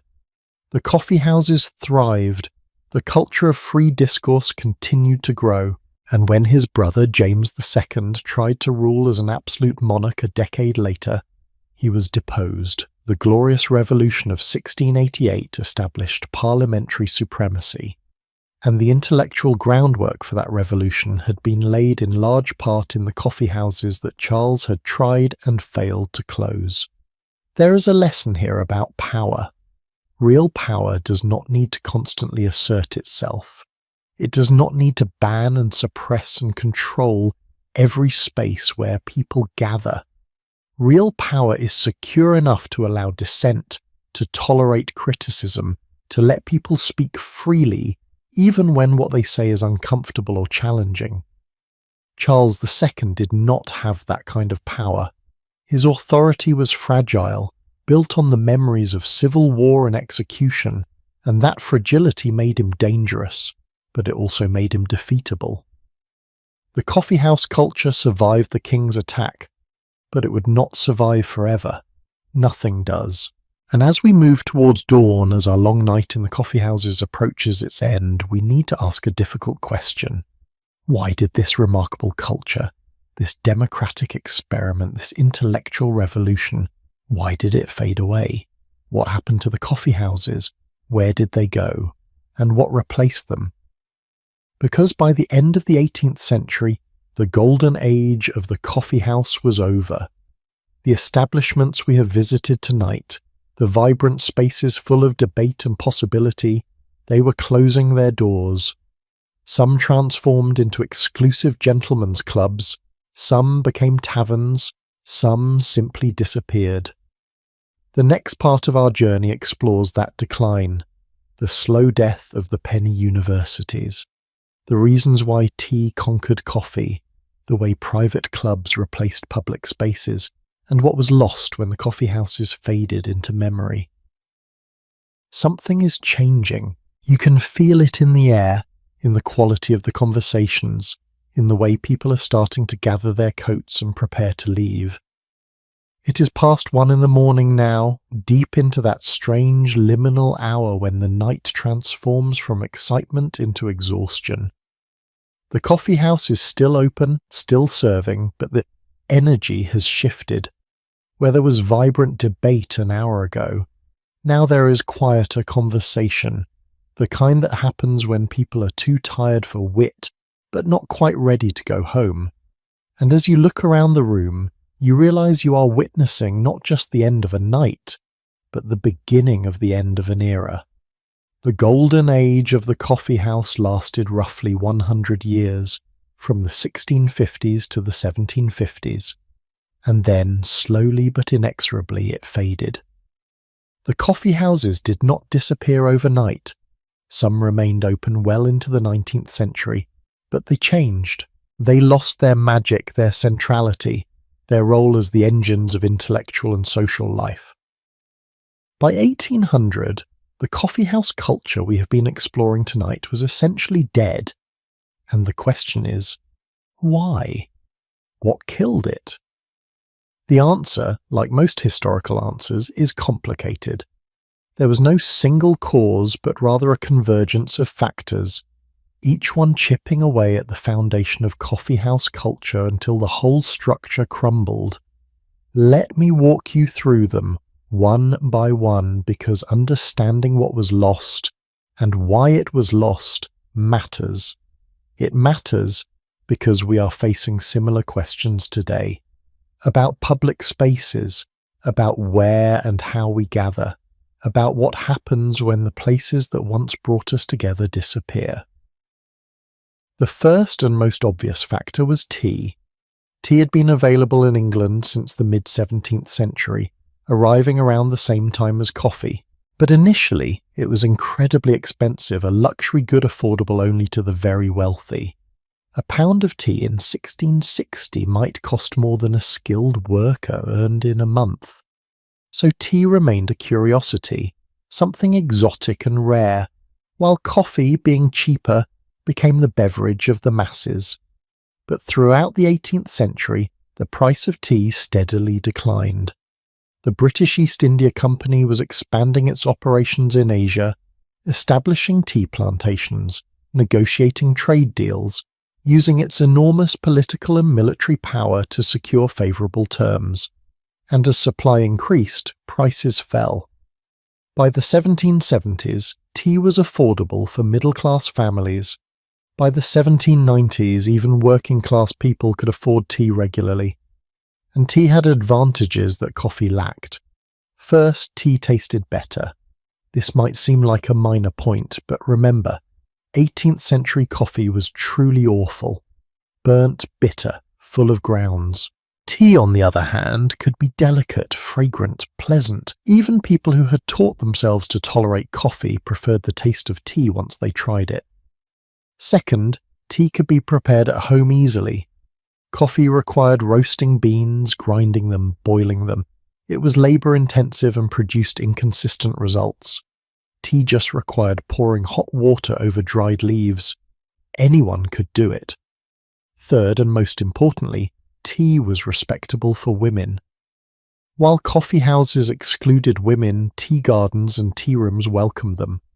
A woman could serve tea in her home, host a tea party, visit a tea garden with friends. Tea created social spaces that were accessible to both sexes. As tea became popular, coffee fell out of fashion.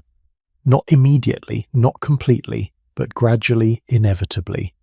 Families who had bought coffee began buying tea instead. Coffee houses found their customer base shrinking, some adapted by serving tea alongside coffee. But that changed the character of the space. Tea drinkers wanted different things than coffee drinkers.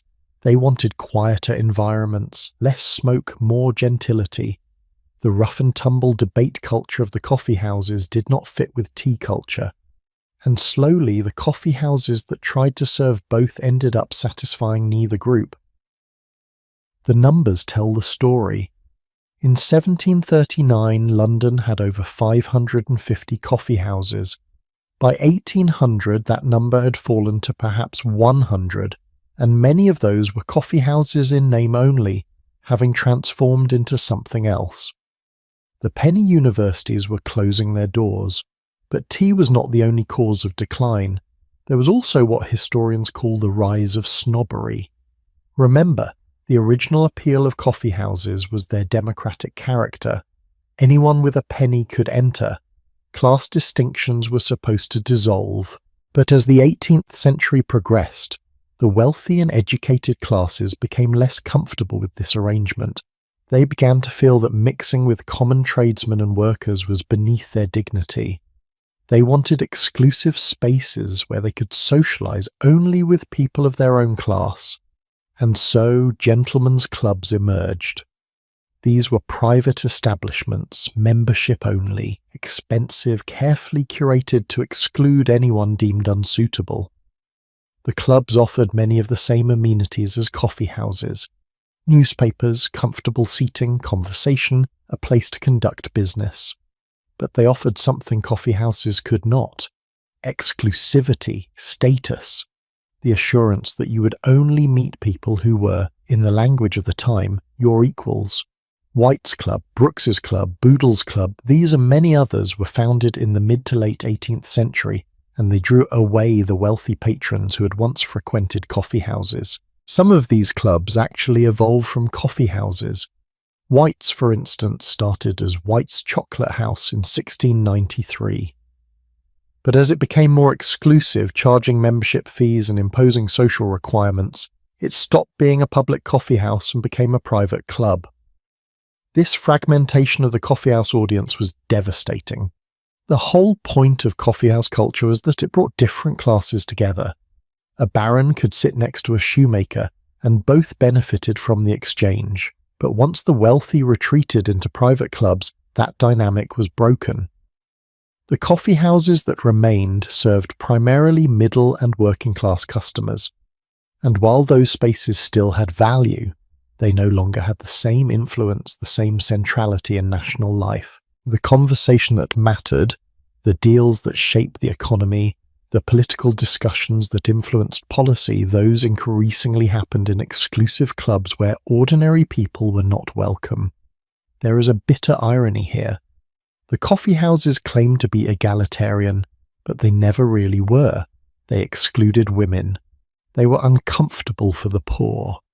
And ultimately, the wealthy decided that even the limited democracy of the coffee houses was too much. They wanted their old hierarchies back. They wanted spaces where everyone knew their place, and they got them.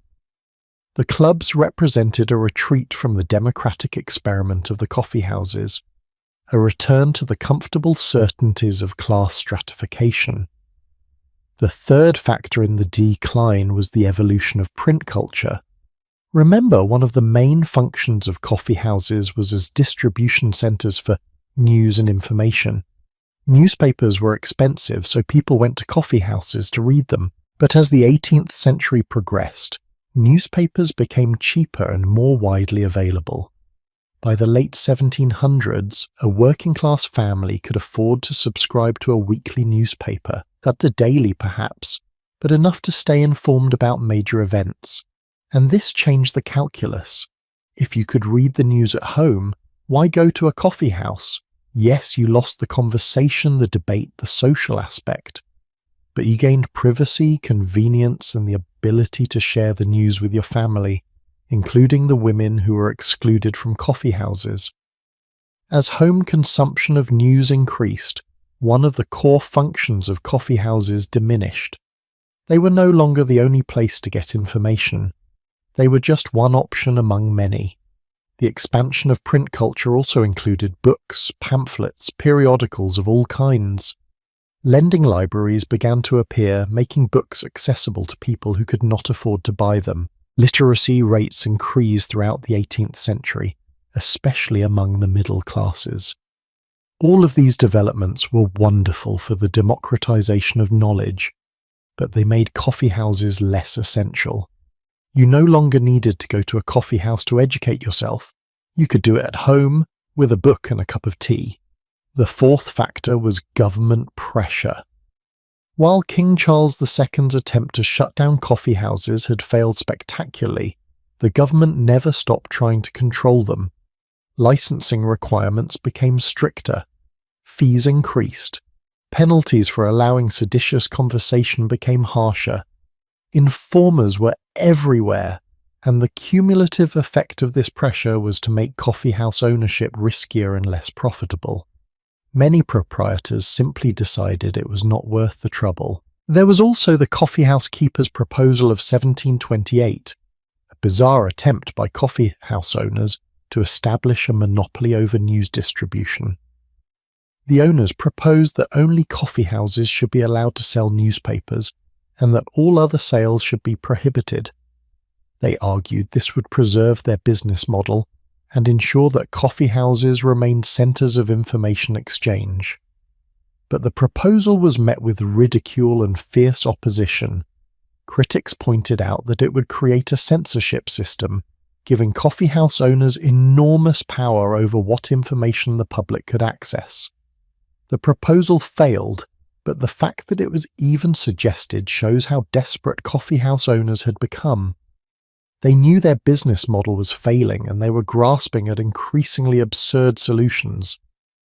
Edward Brahmer, a historian of coffee, argues that this failed proposal marked a turning point. After 1728, coffeehouse owners lost public sympathy. They were no longer seen as champions of free discourse, but as self-interested businessmen trying to protect their profits through anti-competitive practices. The reputation of coffeehouses suffered, and that reputational damage contributed to their decline. There is a fifth factor that is harder to measure, but perhaps most important.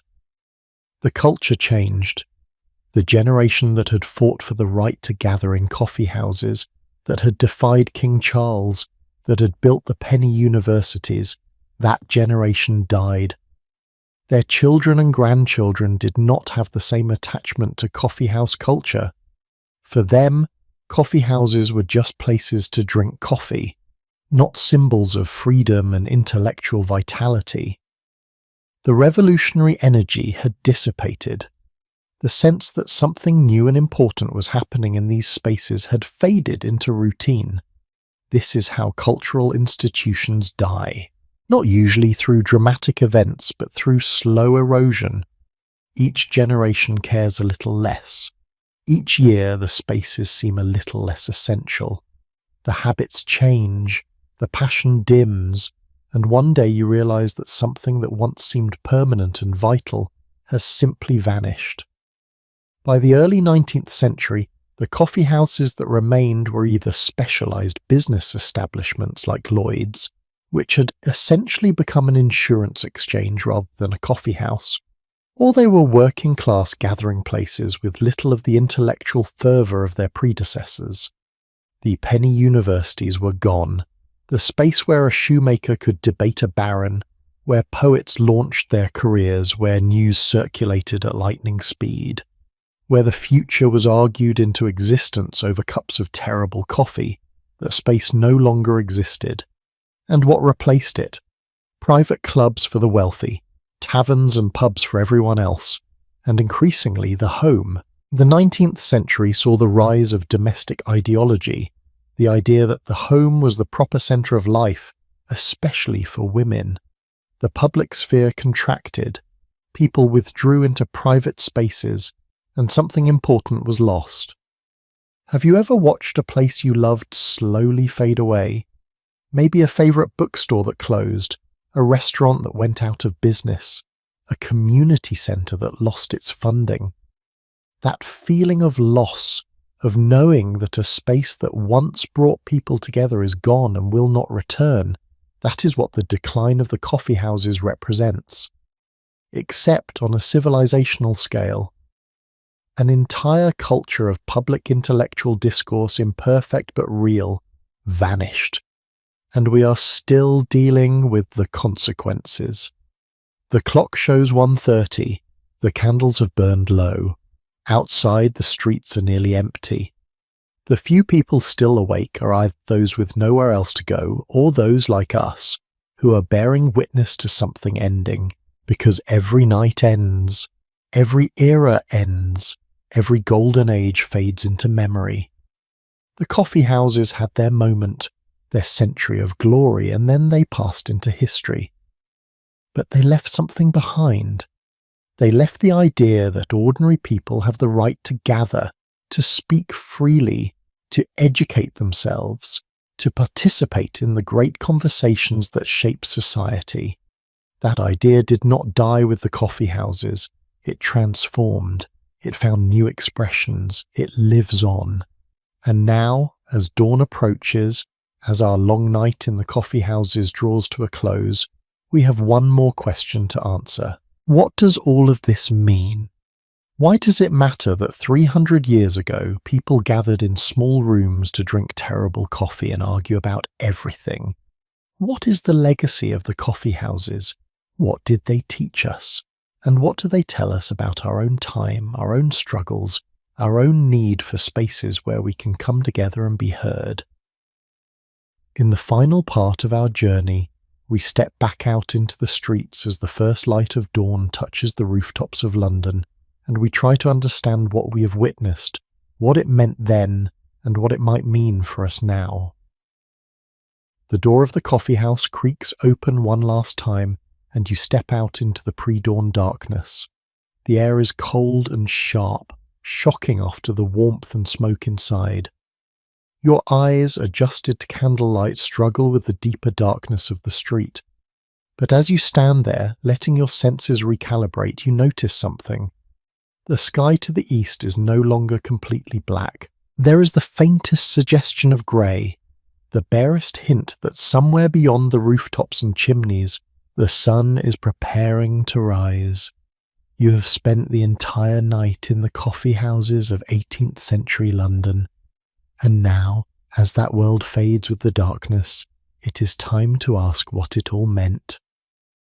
We are standing in Change Alley, the same narrow passage where we began our journey 7 hours ago. But everything looks different now. The frenetic energy is gone. The alley is empty except for a man sweeping the cobblestones in front of a shop preparing for the day's business. The ghosts of all the conversations, all the deals, all the arguments that happened here have dissolved into the cold morning air, and yet they are still here. If you know where to look, walk with me. Just a short distance to the spot where Jonathan's coffee house once stood. There is a plaque on the wall, placed there in the 20th century by people who understood that something important happened in this place. The plaque commemorates Jonathan's as the birthplace of the London Stock Exchange.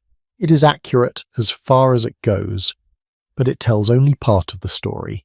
Yes, the stock exchange was born here, but so was something more fundamental. The idea that ordinary people could participate in the economy, in politics, in the intellectual life of the nation. The idea that you did not need to be born into the right family or attend the right schools to matter. The idea that a penny could buy you not just coffee, but a voice. Now walk with me to Lombard Street, to the site where Lloyd's Coffee House once served sailors and merchants. The building is long gone, replaced by modern structures, but Lloyd's of London still exists, now housed in a striking modern building designed by Richard Rogers, all exposed pipes and inside-out architecture. It's one of the largest insurance markets in the world, facilitating trillions of dollars in coverage every year. Ships, planes, satellites, oil rigs, even celebrity body parts. All insured through a market that began with Edward Lloyd taking notes about ship movements and serving coffee to captains. The scale has changed beyond recognition, but the fundamental principle remains the same. Information is power. Trust is valuable, and the institutions that provide both will endure. Walk with me to Covent Garden, to the corner where Moll King's coffee house welcomed the desperate and the criminal. That building is gone too, replaced many times over. Now it is part of a tourist district full of expensive restaurants and street performers. The market traders still come, but they sell artisanal cheese and organic vegetables to wealthy Londoners, not rough produce to working-class families. The prostitutes and pickpockets have been displaced elsewhere, pushed to the margins of a city that prefers to pretend they do not exist. But they do exist. Poverty and desperation have not been solved, they have just been made less visible. Moll King's legacy is the uncomfortable reminder that for every enlightened coffee-drinking philosopher, There were a dozen people struggling to survive, finding community in the shadows. The coffee houses are gone, but their legacy remains. And that legacy is complicated, just like the coffee houses themselves were complicated. Let me try to untangle it to understand what we inherited from those smoke-filled rooms where terrible coffee fueled brilliant conversations. First, the coffee houses helped create the public sphere. This is a term coined by the philosopher Jürgen Habermas in the 20th century, but it describes something that emerged in the 17th and 18th centuries. The public sphere is the space between the government and the private home, where citizens gather to discuss matters of common concern. It is where public opinion forms, where ideas circulate, where movements begin.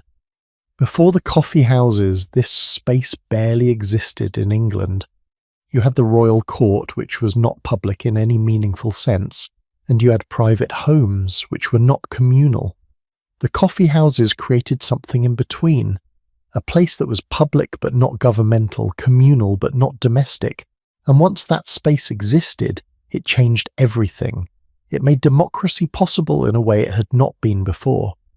Second, the coffee houses democratized information. For the first time in history, ordinary people had access to news from around the world, delivered almost in real time. They could read multiple perspectives, they could compare sources, they could develop the critical thinking skills necessary to navigate a complex information landscape. Does this sound familiar? The challenges we face today with social media, with distinguishing truth from fiction, with information overload and filter bubbles, these are not new challenges. They are the same challenges the coffeehouse patrons faced 300 years ago, and the solutions they developed, the habits of mind they cultivated, those are still relevant. Cross-reference your sources. Consider the bias of the messenger. Seek out multiple perspectives. These are lessons from the penny universities that we desperately need today. Third, the coffee houses proved that intellectual culture did not need to be confined to elite institutions. You did not need to go to Oxford or Cambridge to engage with ideas. You just needed curiosity and a penny. This was revolutionary. And while the coffee houses themselves faded, the principle they established lived on. Public libraries, adult education programs, free online courses, these are all descendants of the penny university idea. The notion that knowledge should be accessible to everyone, that education is a right, not a privilege, that has its roots in the coffeehouse culture. Fourth, the coffeehouses demonstrated the power of physical gathering spaces. There is something about being in the same room with other people, breathing the same air, sharing the same space, that cannot be replicated digitally. The coffeehouses were not just about the exchange of information, they were about the creation of community, about the serendipitous conversations that happen when different people with different backgrounds collide, about the way ideas spark and combine when people are physically present with each other. We are learning this lesson again today, as we realize that Zoom meetings and online forums, valuable as they are, cannot fully replace the experience of gathering in person. Fifth, and perhaps most importantly, the coffee houses taught us that once people taste freedom, they will fight to keep it. When King Charles tried to shut down the coffee houses, the public rose up. They understood instinctively that something precious was at stake. The freedom to gather, to speak, to question authority, to think for yourself. These freedoms, once experienced, become non-negotiable. This is a lesson that every generation must relearn. Freedom is not given, it is ta'en, and it must be defended constantly against those who would restrict it for their own purposes. But the legacy of the coffee houses is not entirely positive. We must also acknowledge what they failed to do, what they excluded, what they got wrong. They claimed to be egalitarian but excluded women and were uncomfortable for the poor. They claimed to value truth but spread as much rumour as fact. They claimed to promote enlightenment but were deeply entangled with slavery and empire. The coffee houses were products of their time, and their time was one of profound injustice and inequality. We can admire what they achieved while also recognizing their failures. In fact, we must, because understanding those failures helps us avoid repeating them. The sky is lighter now. You can see the outlines of buildings, the details of cobblestones, the faces of the few other people who are awake at this hour. The night is ending, and as it ends, you feel a strange mix of emotions. Gratitude for having witnessed something remarkable, sadness that it is gone, but also perhaps hope. Because the story does not end here. The coffee houses may have faded, but the hunger they satisfied has not. We still need spaces where we can gather and talk freely. We still need access to information and education. We still need communities that bring together people from different backgrounds. We still need the freedom to question, to debate, to think for ourselves. These needs are as urgent today as they were in 1750. The technology has changed, the spaces have changed, but the fundamental human needs remain the same. Look around London today, or any major city, and you will see the descendants of the coffee houses. Modern coffee shops, yes, though most of them are corporate chains that bear little resemblance to the original coffee houses, but also community centres, libraries, universities that now admit everyone regardless of class or gender, online forums where people gather to discuss ideas, activist spaces where movements are born. The spirit of the coffee houses lives on in all of these places, imperfectly, incompletely, but recognizably. And perhaps most importantly, it lives on in us, in our expectation that we have the right to speak freely, to access information, to participate in public discourse. These expectations, which feel so natural to us now, were forged in the coffee houses. They were radical ideas once. They were fought for. People risked their livelihoods and sometimes their lives to defend them, and we inherited the world those people created. So as the sun breaks over the rooftops of London, as the city begins to wake and the streets fill with people rushing to their daily business, take a moment to remember. Remember the coffee houses. Remember the shoemaker who debated philosophy with a baron. Remember the runners carrying news from coffee house to coffee house.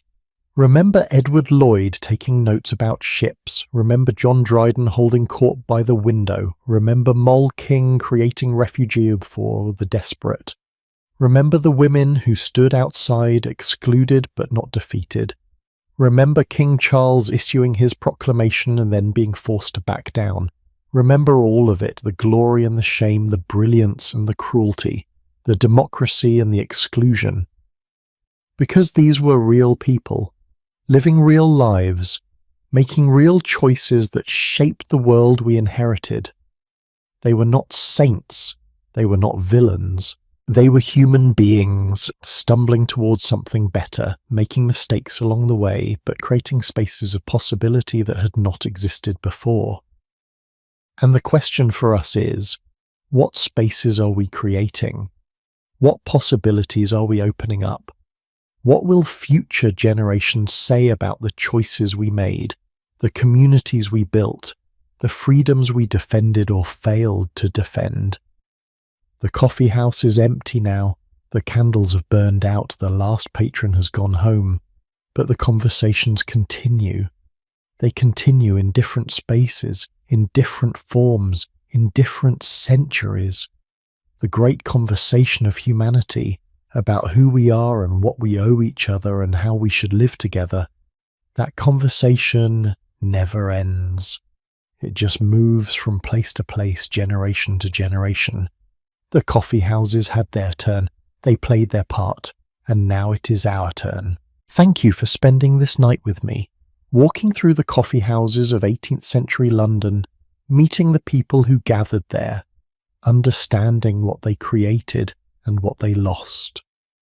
I hope you found something in this story that resonates with your own life, your own struggles, your own search for community and meaning.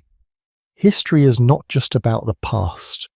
It is about understanding ourselves, understanding where we came from and where we might be going. And sometimes the best way to see the present clearly is to step back into the past and look at our world through different eyes. The sun is up now. The night is over. It is time to return to the present, to your own life, to your own challenges and joys. But maybe, just maybe, you will carry something from this night with you. A sense of what is possible when people gather. A reminder that change is always happening, that nothing is permanent, that every age has its own struggles and its own victories. A conviction that space is where people can speak freely matter, that they are worth creating and worth defending. A recognition that we are all a part of a long story, that what we do today will be history tomorrow, and that the choices we make echo forward in ways we cannot fully predict.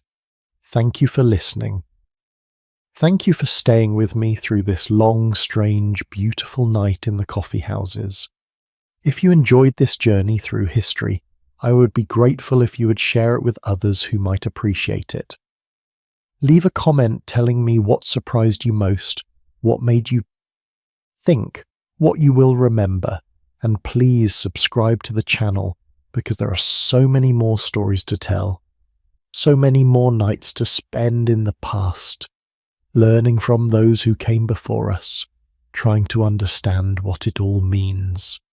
The coffee houses are gone, but their ghosts remain, whispering to us about freedom and community and the power of ordinary people gathering together to talk. Listen to those whispers, honor them, and perhaps in your own life, in your own way, keep the spirit of the penny universities alive, because the world needs spaces where anyone can enter, where all are welcome, where ideas flow freely, and where the price of admission is just the willingness to listen and learn.